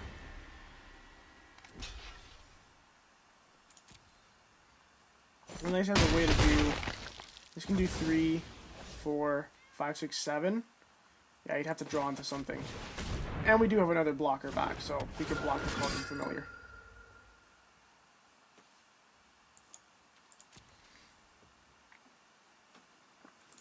Good to go. Pass turn. So unless you find a way to deal with our Ginger Brute, this game is... Well, no, he can sack the food. My apologies. Doesn't matter. Game over. His head explodes. Hey, maybe we'll actually get to, what is it, Silver 5 or Silver 4 by the end of this? Here's hoping.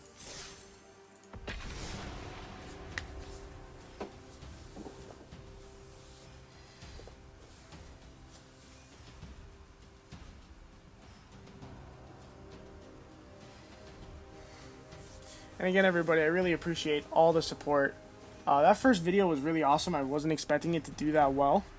But I'll be totally transparent with you guys. It was my first video. I was like, oh yeah, like that's probably gonna get like, you know, like 10 views or whatever. The fact that it's already at 100 views, I cannot say enough how much I really appreciate all your guys' support. And again, if you like my content, keep watching it. That's all I ask. And I appreciate everything. And I really did appreciate all your guys' comments. My God, I really, like, some of you guys left some comments. I almost shed a tear. Beautiful. And I want to slowly develop this community so that we get to the point that all of us are drafting and sending each other stuff, adding it to Reddits, things like that, so that way we can all get better. And hopefully, if you guys watch the videos and see what I'm doing wrong, you guys won't make the same mistakes, like attacking a 1/1 into Revenge of Ravens. Hopefully, though. I can't ask for too much. Alright, turn 1 Idyllic Break. Okay. Oh, Selesnya, okay. He's probably playing Adventures. Interesting.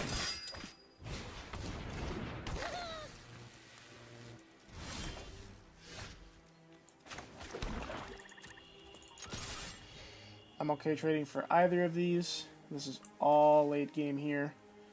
We just need to be hitting our land drops.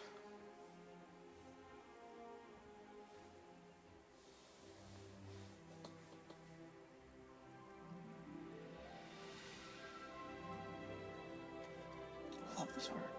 That fox is so cute. Where can I get a fox that I can saddle up like that? I'd pay good money for that. Ride it around my college campus.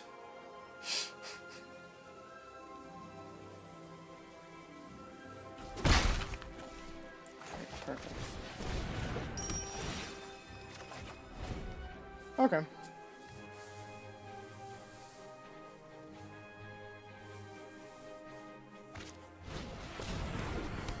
Sorcerer's Broom. Holy ravioli. Don't know what you're up to, but you're making me nervous. I think we're gonna play our Lost Legion here because we need to find our lands. Like, desperately we need to find our lands. Oh, perfect. So that's land 4 and 5. Perfect. And what order do I want them in? Do I have a 4-drop? I don't, so it doesn't really matter. Let's take the black first.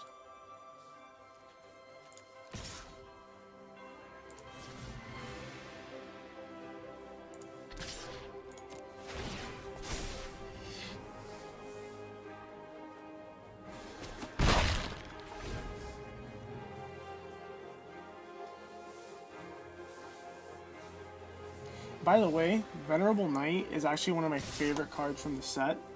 Between artwork and the fact that it's actually a really good white card. Just, I love it. It's a 1-drop knight, so for that, if you're playing white and you're in knights, this is so valuable. You can be doing, look at this. Look what he just did to us. That is the power of Venerable Knight. Obviously with Garenberg Carver. But, it's just such a good card. Oh my God, I'm in love with it. Now, I don't want to block with this ginger brute, but I might just do it.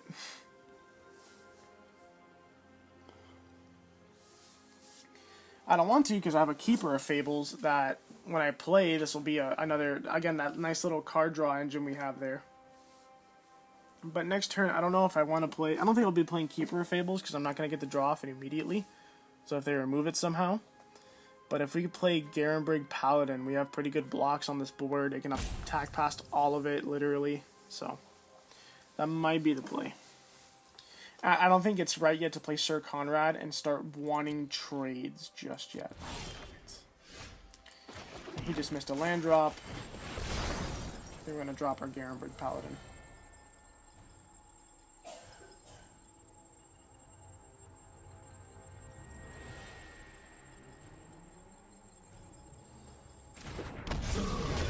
Okay.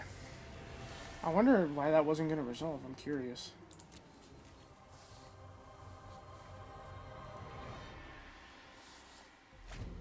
So now, here's the game plan. If we draw land, play Keeper of Fables, make Ginger Brute unblockable attack.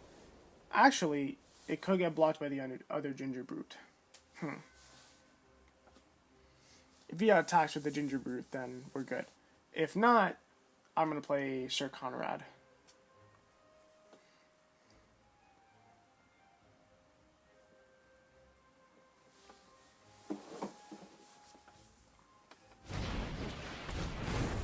Okay, just hard cast Shepherd of the Flock. Alright. Here's my thing, though. He didn't...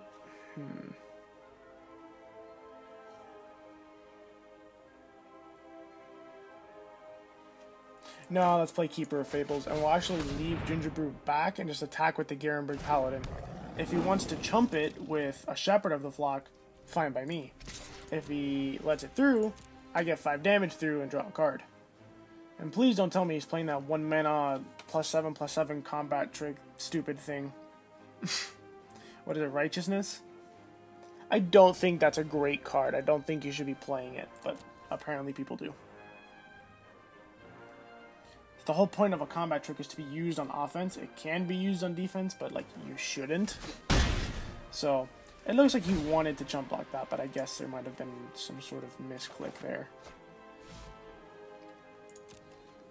Whatever. We draw our card, we're good. Now on this board state, a Sir Conrad is pretty great.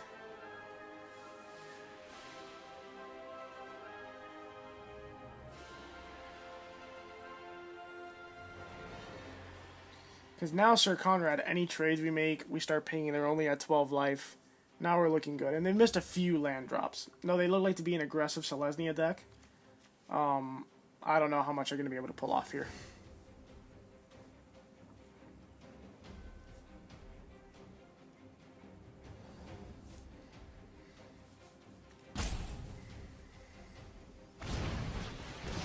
I feel like we've played some real jank decks today. I need to get out of bronze desperately because it's not bad. Like this guy, it's not horrible, but like if we're playing Sorcerer's Broom, you had better be sacking food like left and right, man.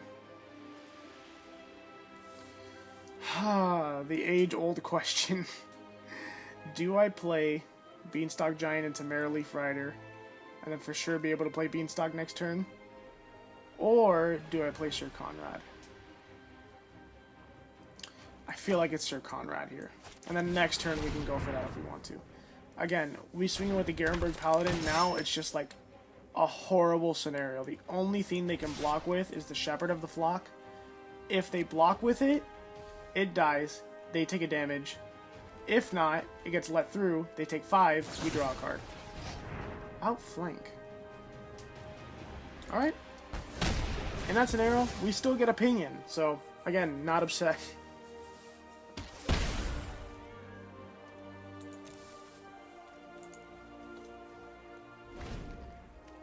By the way, I haven't been attacking with the Ginger Brute because they have an opposing Ginger Brute that can block it.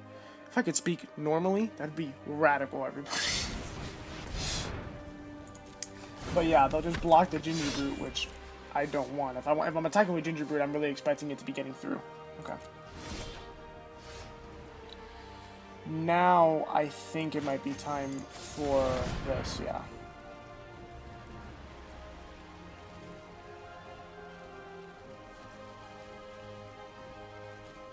Let's get this one.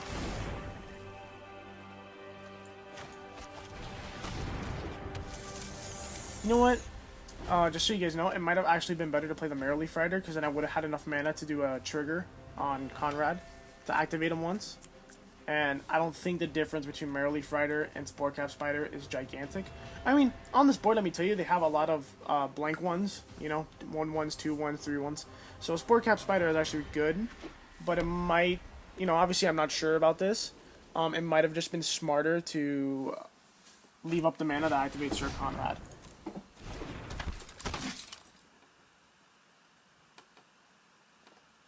If I can make a food, I would absolutely play this Merrileaf Rider and have it get blocked by the Ginger Brute so that this Ginger Brute can start getting in. Hey, speaking of which...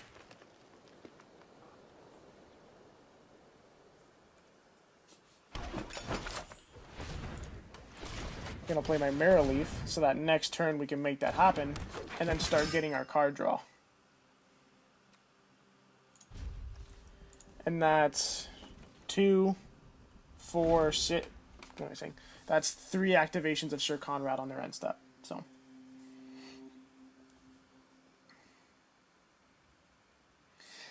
And again, we're on a board state where we have Sir Conrad. If they try to attack, we just trade everywhere and they take a ton of damage from it. Do they have... They do have an artifact. Okay, so they have a 2/2 flyer. That's not great. I definitely don't like that, but we should be good for now. Okay, you... Be careful. 2 lands. This is what I mean, guys. Be very careful when you're using Sir Conrad. This auto tapper is just enthralled with the idea of tapping all your black mana for you.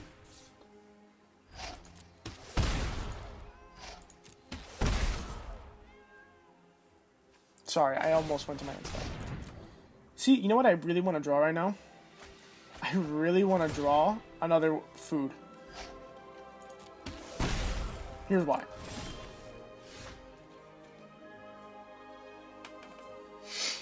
Let me think, actually. Yeah, that's actually not bad. That way, that's not a flyer. Okay, because what I was going to say, if I can make another food, I'll sack both, force a Flutterfox and the Ginger Brute to block this, get rid of them both. However, instead, we can just make that a 3/3, get rid of the flying. Yeah.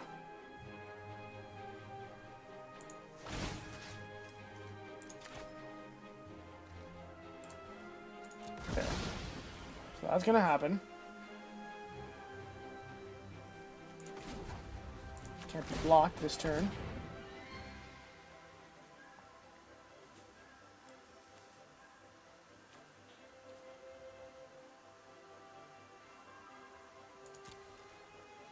And now we're going to cause trades and draw a card.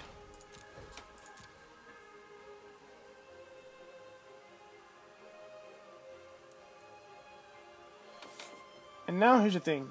I might actually just play this Beanstalk Giant. I don't know if I want a Kenrith Transformation. Let's see what we draw.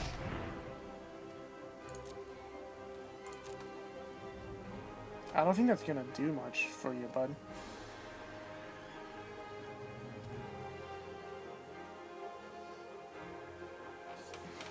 So I don't know if I want a Kenrith Transformation that for 2 damage. Like, I like how it draws a card, it won't fly, so it can't attack next turn. And then we can play Beanstalk Giant.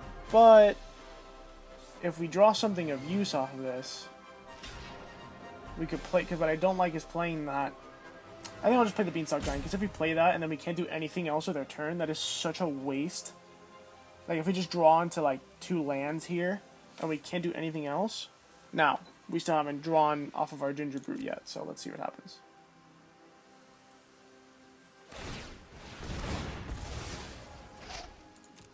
Okay. So my Mirror Leaf Rider survives is the best part of all of this.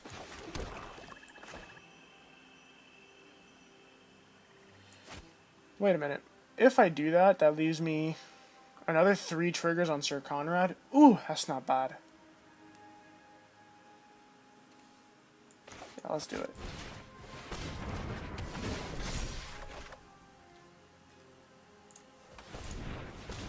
Or am I playing Golden Egg? Alright. So now we get 2 triggers of Sir Conrad on our end step. So, like, they gained 3 life, but they didn't kill our Mirror Leaf. Ooh. You see? That's bad. Maybe I absolutely should have held on to that. Oh, man. This sucks.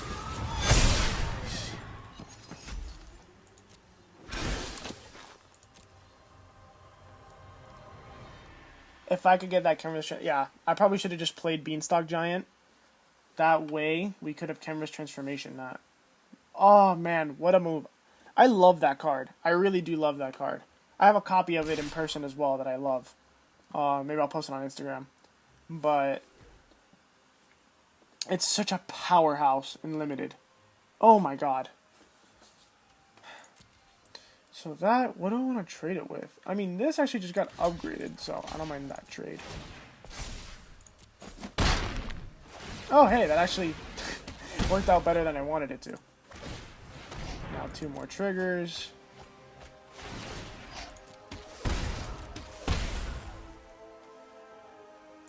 And that's actually going to make our Beanstalk Giant pretty monstrous.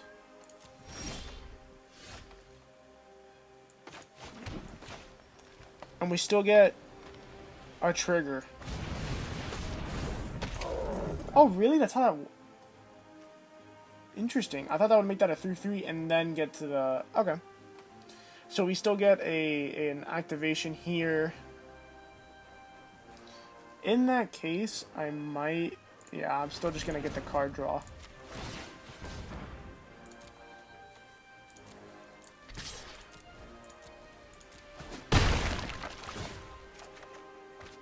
And then if things get too hairy, like if I see I'm going to take lethal, I still have 2 damage to 2 mana to sack the Golden Egg and get 3 life.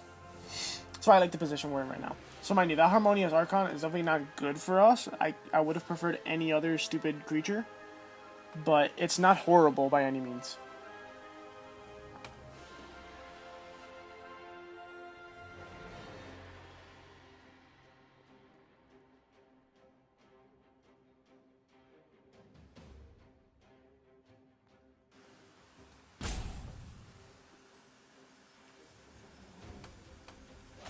So this Beanstalk Giant, loving it. Loving it. Oh, okay. Well, you see, then... Okay, that's fine. I might just tap sack it if we need to, rather than tap sacking the Golden Egg.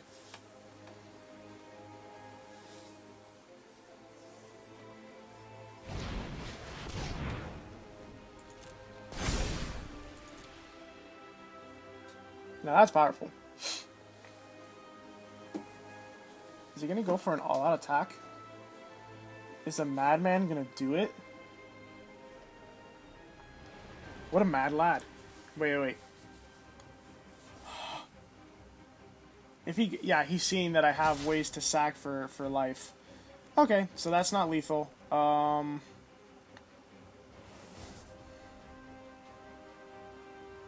Should I just trade that? Yeah, I'm gonna trade that just to get the damage on, off of me, get the ping, and then I have an activation, so like if this hits any creatures, I win. Yep, I win. Woohoo! Oh my god, what a close game. Good game, dude. Whew.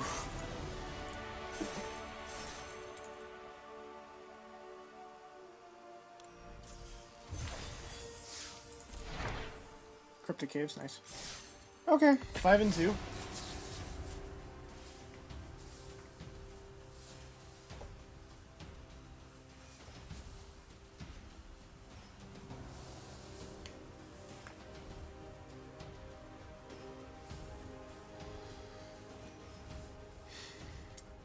You know, looking at this art, I actually really like the art for Shimmer Dragon, but it reminds me, those Brawl decks were really weird. I've been playing a little bit of Brawl in Arena, but not too much, and it really is ridiculous. Guys, do not invest in that Brawladays garbage. Like, that's not... That's such a... I don't know, it's like a pyramid scheme to me. Buy the cards and then pay 10,000 gold to play with those cards on a day that's not Wednesday. Like, I don't think they understand how like ridiculous that really sounds.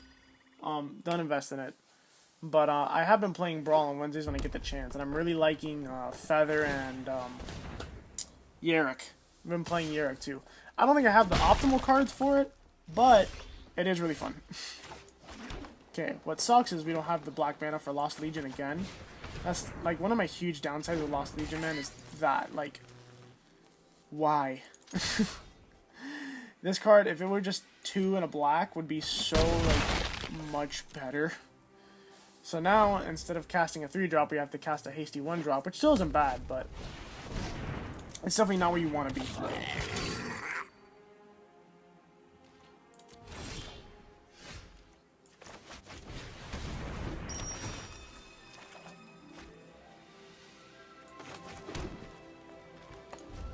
Turn. By the way, if you guys are wondering why I left a mana up and rather than attacking, because remember, the Ginger Brute has haste, it would have just blocked us out. And right now, I'm actually not really willing to trade Ginger Brutes.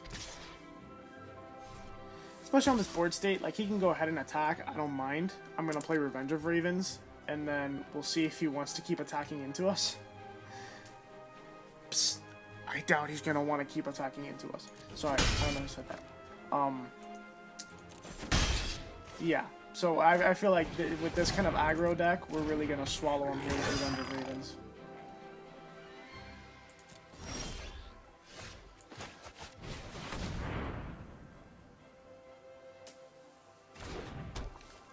And now if we learned anything from last game, let's hold on to our Kenrith's transformation until they play a Mythic Rare Bomb, rather than spewing it on a 2-mana 2/2 flyer. Luckily it worked out for us, but that could have easily gone horribly. Alright, sure, I'm gonna take 2 and they're gonna take 2 for it. I don't mind that at all.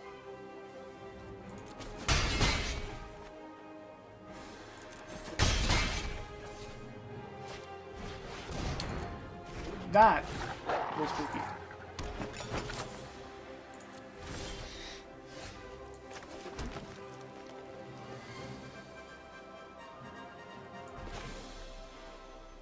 It's not gonna have adamant. Excuse me, everybody. Sorry about that.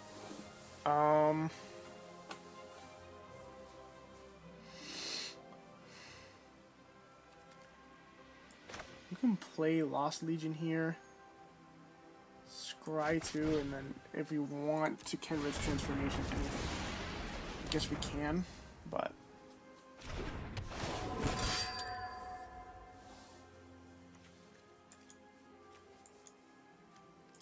I don't feel like I need another Ginger Brute. Put that swamp on top.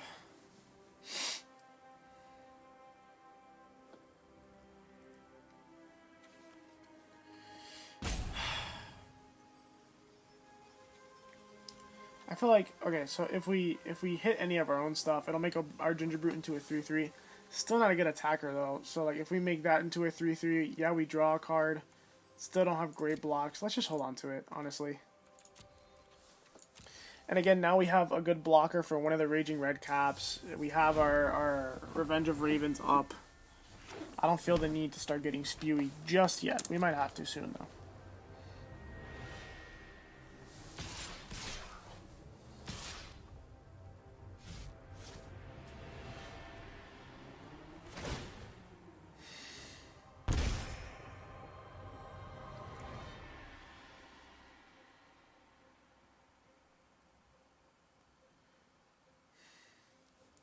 We block 1, 2, 3, 4, 5, 6.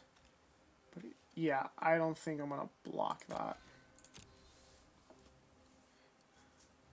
Because if he has any insatiable appetite, like, we're gonna get eviscerated no matter what, so. Well, thank God we held on to the Kenrith's transformation. Thank God Almighty. You're tapping 2 green, right?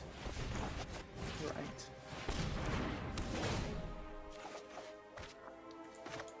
Let's get him to discard those last 2 cards in hand. Ooh, what did we get out of there? I will happily take...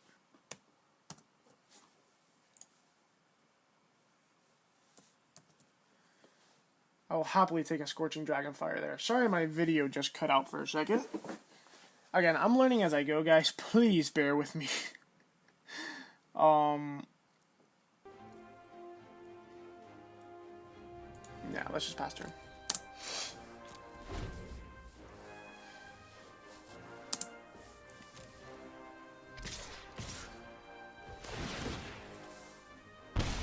I don't know what he drew into.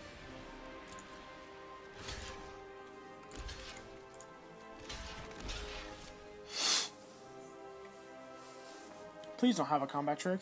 I'll cry. Try me.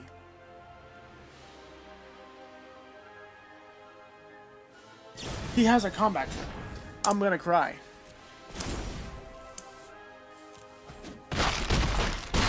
Damn, that hurts, Chief. Alright. And he can play it out. Oh, nasty. Okay. 4/5 is a great blocker on this board. Let's do it. And now we have Adamant for Lock-Through Paladin. We can get Sir Conrad out. So we haven't, like, super stabilized yet, but we are currently stabilizing.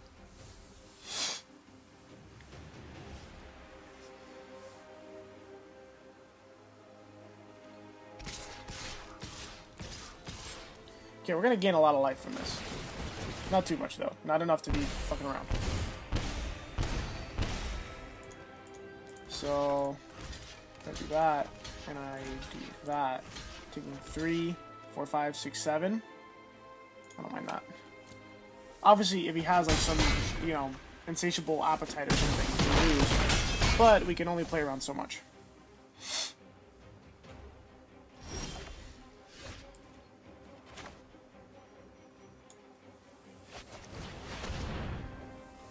Sir Conrad, here we go.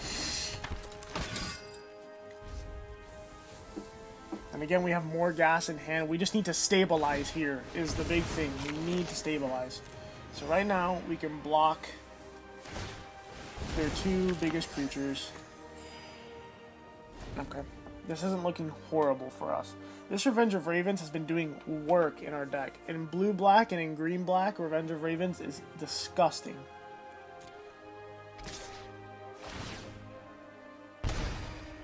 Okay. Hey, if you wanna...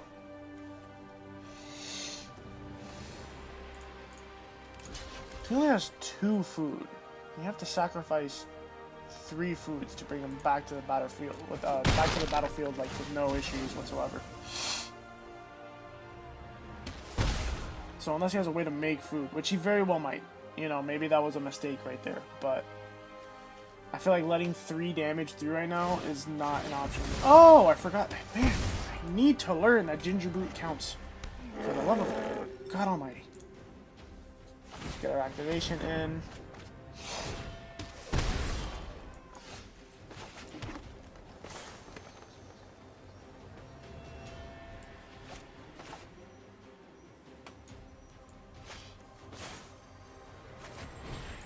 Let's pay the Adamant. And now we have a good double block on the Feasting Troll King.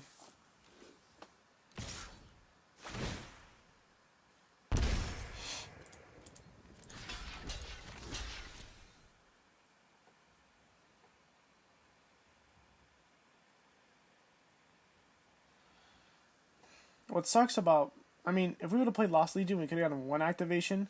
What sucks about that line is now we get no activations of Sir Conrad on their end step. Okay, it's still a trade. We just get, what, 1 point of damage through? I don't mind that.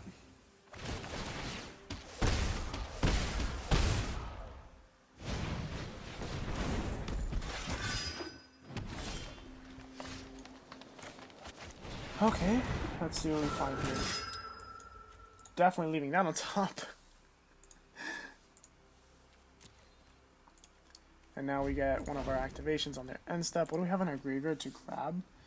Grab another Reaper. Yeah. You can grab another Reaper, get those cards out of their hand, and then play it again. Maybe not all in the same turn, but like that is a possibility for us to do.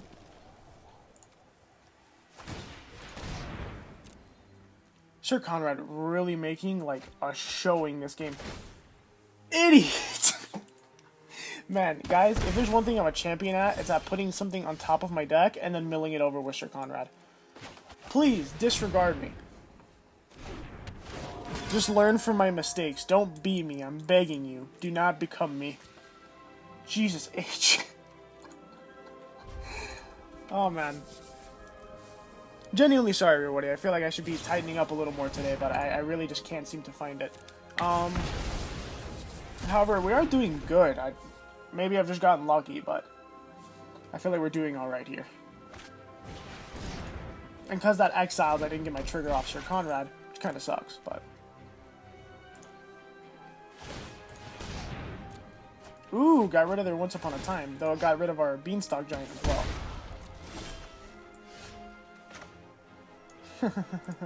No. This is a great chump blocker. We're going to get 2 activations of Sir Conrad on their end step. Which, I might just do it when I get the chance here, just to see if I kill them. Because if we would have killed it, like maybe they drew, I mean, I doubt it, but maybe they drew a way to gain life just now, like some sort of food card. It would have been worth it to just do it there, and maybe have gotten the kill. So, the second they do something, though, I will definitely be activating it.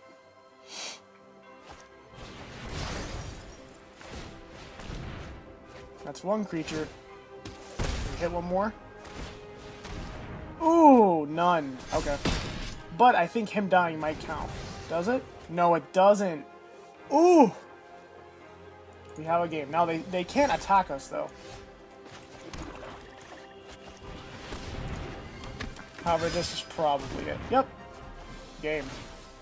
Oh, Sir Conrad. I love that card.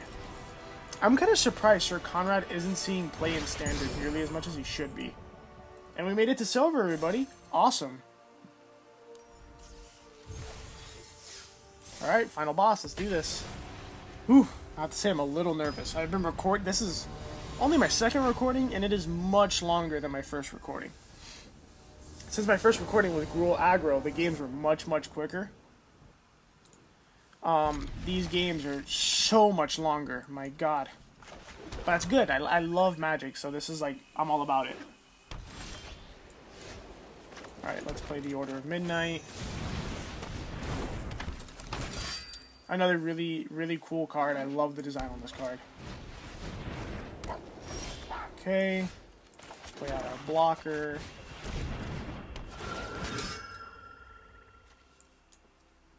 I should get the land first.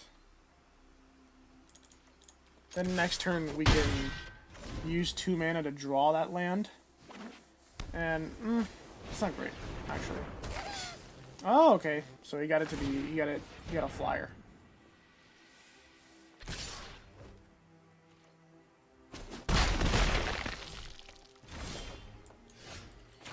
In that case, let's actually just get this down first.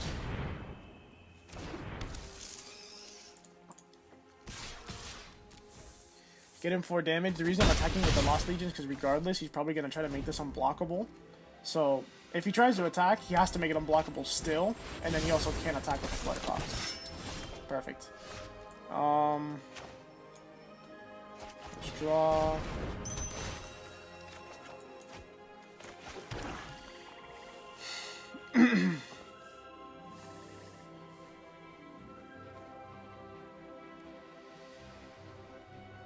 Let's pass. Let's not get too aggressive, because remember, our late game is so powerful, there's no need to get too hasty here. Play mono white.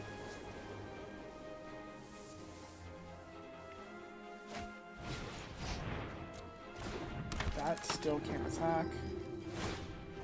Okay. Fair.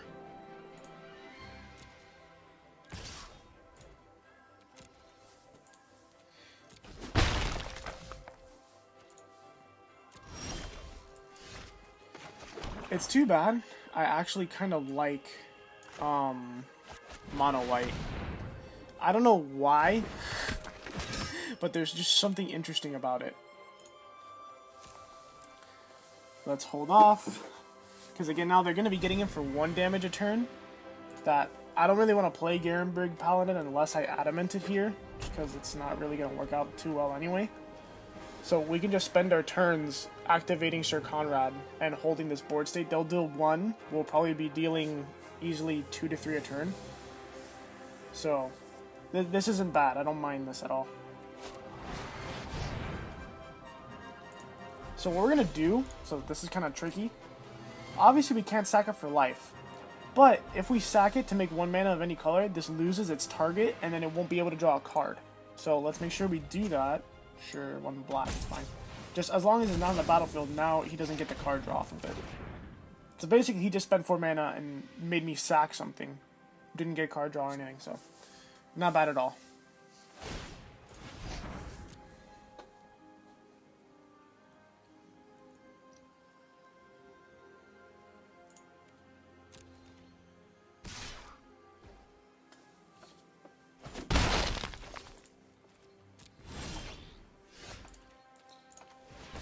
Let's see, maybe we draw into a land.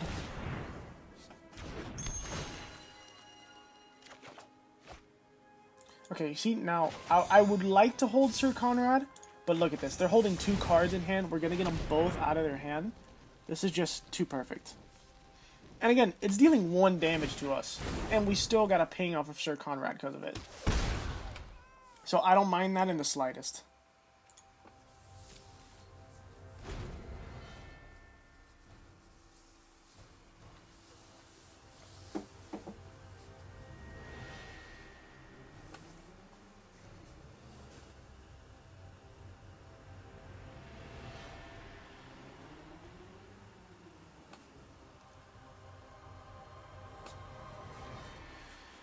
Okay, if we draw land here, we can get our Reaper of Night out. Great. If not, we activate Sir Conrad 3 times.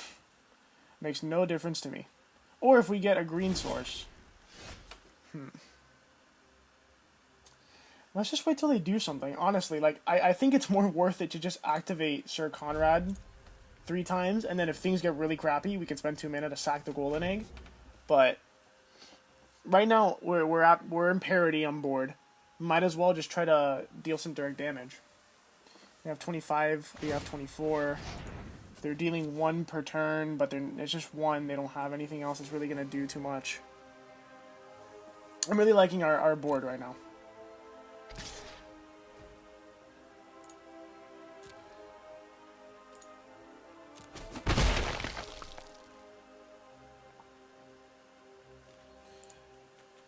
Let's get our value. 2 lands. 2 lands. Wow. A land and a creature. At least we could say we did 1 damage. Oh my god, that was horrible. Do they have another color in there? Oh, okay. For a second, I thought they had another color. I was like, oh my god, they've been playing like as if this isn't mono the whole time.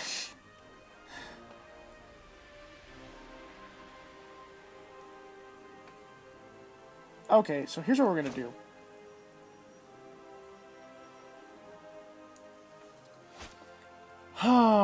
This is tough. Okay, I think what we're going to do is play Keeper of Fables. Right? Right. Then we're, next turn, going to play Gingerbrew to make it unblockable.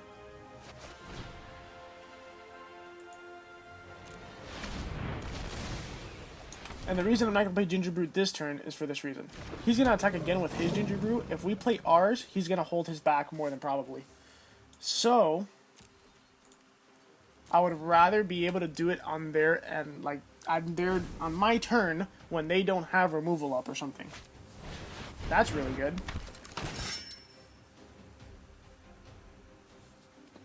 But again, I don't mind trades on this board right now. You see, if I had played my Gingerbrew, he very well might have left that back so that he had a blocker for it, so that I could keep drawing cards. In this scenario, yeah, this is what I kind of prefer to do.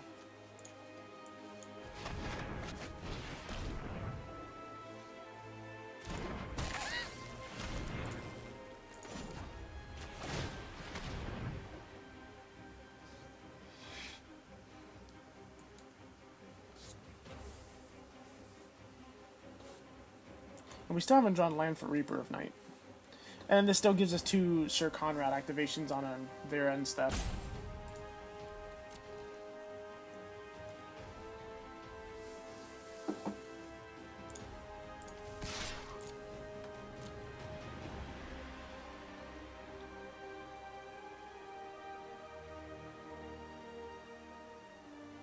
Is he going to use removal?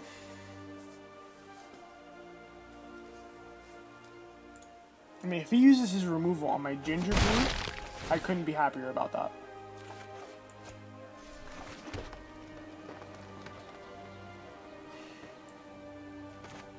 Sure. Now we don't need more lands, so I'll use one of these to make sure we score any lands to the bottom. Is a Merrily Fighter of use? Not really. Yeah, this is fine. The green mana would have been useful to Adamant Garenberg Paladin, though I don't think it'd be incredibly necessary. I think at this point, it's better to just leave up activations for Sir Conrad unless we need a Garenberg Paladin. Or play the Reaper of Night, which... Actually, he won't be... Oh, wow, he's gonna talk about that. It will not have flying, so he has to play something out of his hand for me to want to do that. Because I believe it's 2 or less, correct? 2 or fewer, yeah.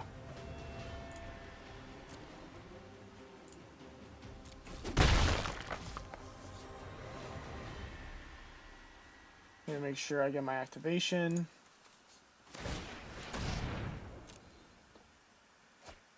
Oh, damn. I actually milled over my own Sir Conrad, which isn't great.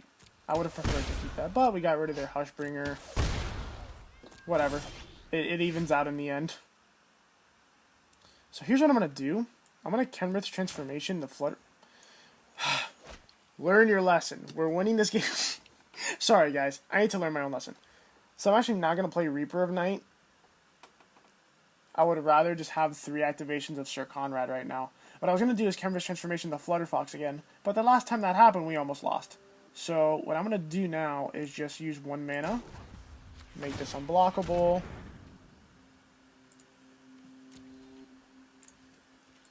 Draw my card. And then activate Sir Conrad 3 times. Because who knows, maybe we Kenrith's Transformation that and he pulls out, I don't know, what's some, like another Harmonious Archon or something, and then we actually have a possibility of losing the game. No thank you, I'm good. But we could, okay, here's where I actually think it's going to be worth it. He just has a blocker for it though. I was going to say we could use Seasonal Ritual to play an Adamanted Garenberg Paladin, but my thing is regardless, he still has the Ardenvale Paladin to block it, so I don't think it's worth it. If on my next turn, he still has only, if he still only has 2 cards in hand, like if he plays something here, I'll play the Reaper of Night. If not, more Conrad activations, man. This draft, Sir Conrad has made, like, a hellacious showing.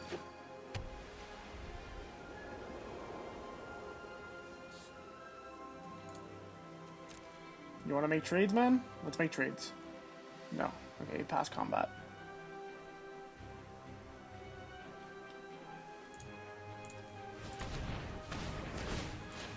Make sure to manually tap if you can. There we go. That's 2.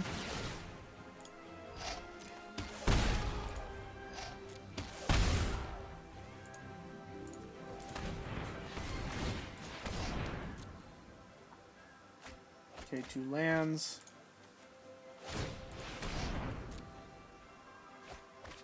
Rad. Rad, rad, rad.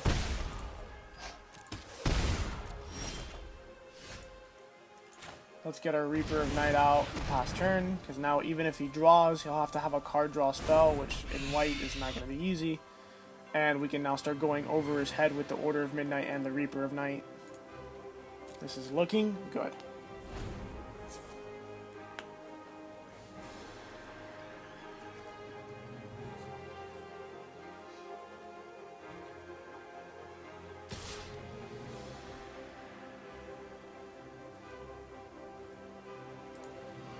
You want to trade? Let's trade. If you use a combat trick, you still get pinged.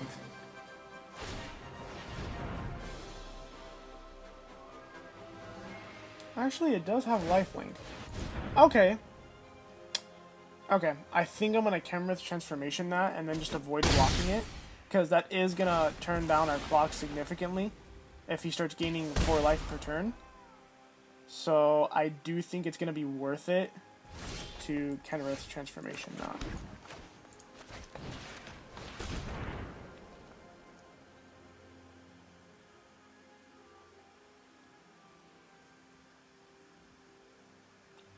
Because if that keeps gaining 4 life per turn, the thing with Sir Conrad is he is a little slow.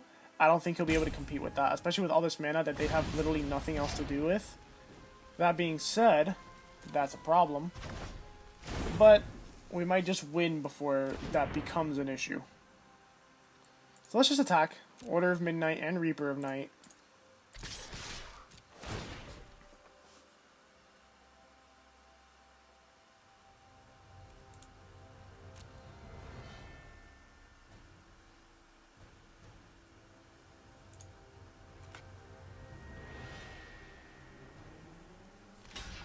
Okay, he's gonna chump.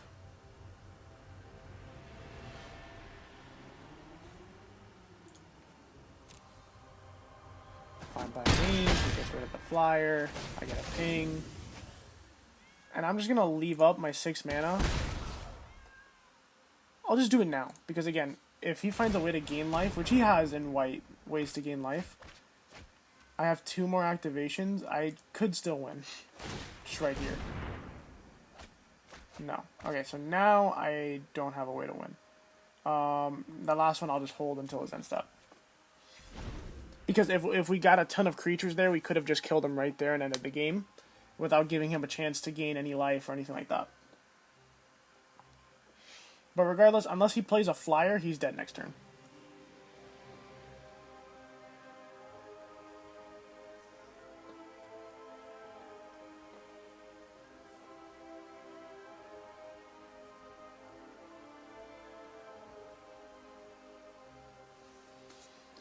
He's thinking, do you have a way out? Please don't rope me. I have viewers. I have precious, precious viewers that are so important to me. Please do not. Because then I have to give this to my editor, which is my girlfriend. And, ooh. Okay, so not only does he get a flyer, he gets a flyer that's going to make me pay mana. That actually is probably the best thing he could have drawn, to be honest with you. I mean, you'll gain a life, but you're also going to get pinged, so... Cool with me. So he literally just lost a creature. That's all he did there.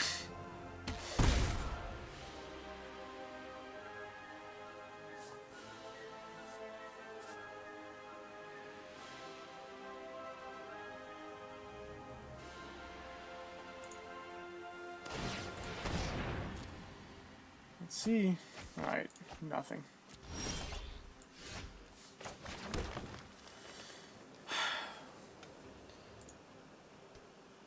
Well, I don't mind paying 2 to have both of these attacked. Let's tap 2 green.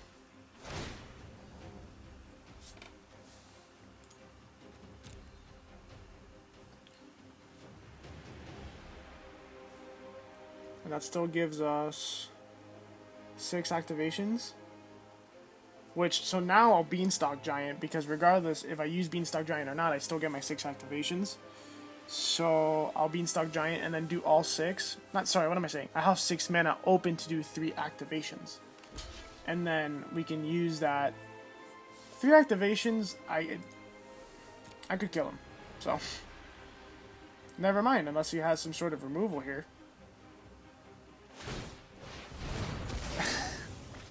Guys, so in case you haven't seen yet, Sir Conrad is amazing. I'm about to win this game. So now he's going to lose another... Oh, he's going to lose 2. GG, man. Woohoo! Alright, everybody. Fuck yeah. Alright, so that was our 7th game. Yes! Alright, we go 7-2. I couldn't be prouder of that. Right here. Let's do this. Let's open these packs.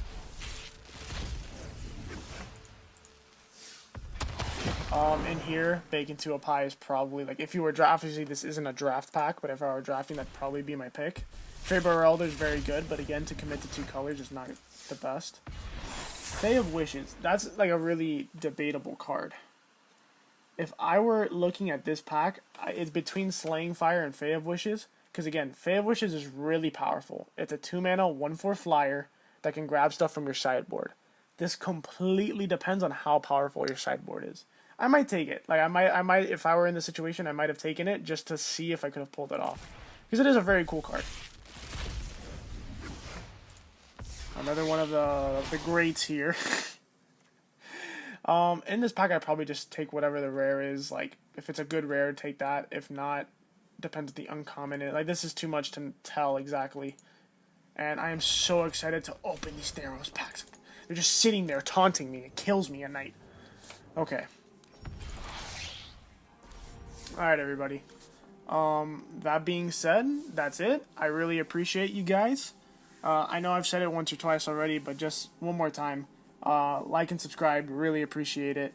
Follow me on Instagram at EfficientEric, and thank you guys, really appreciate it. Have a nice day.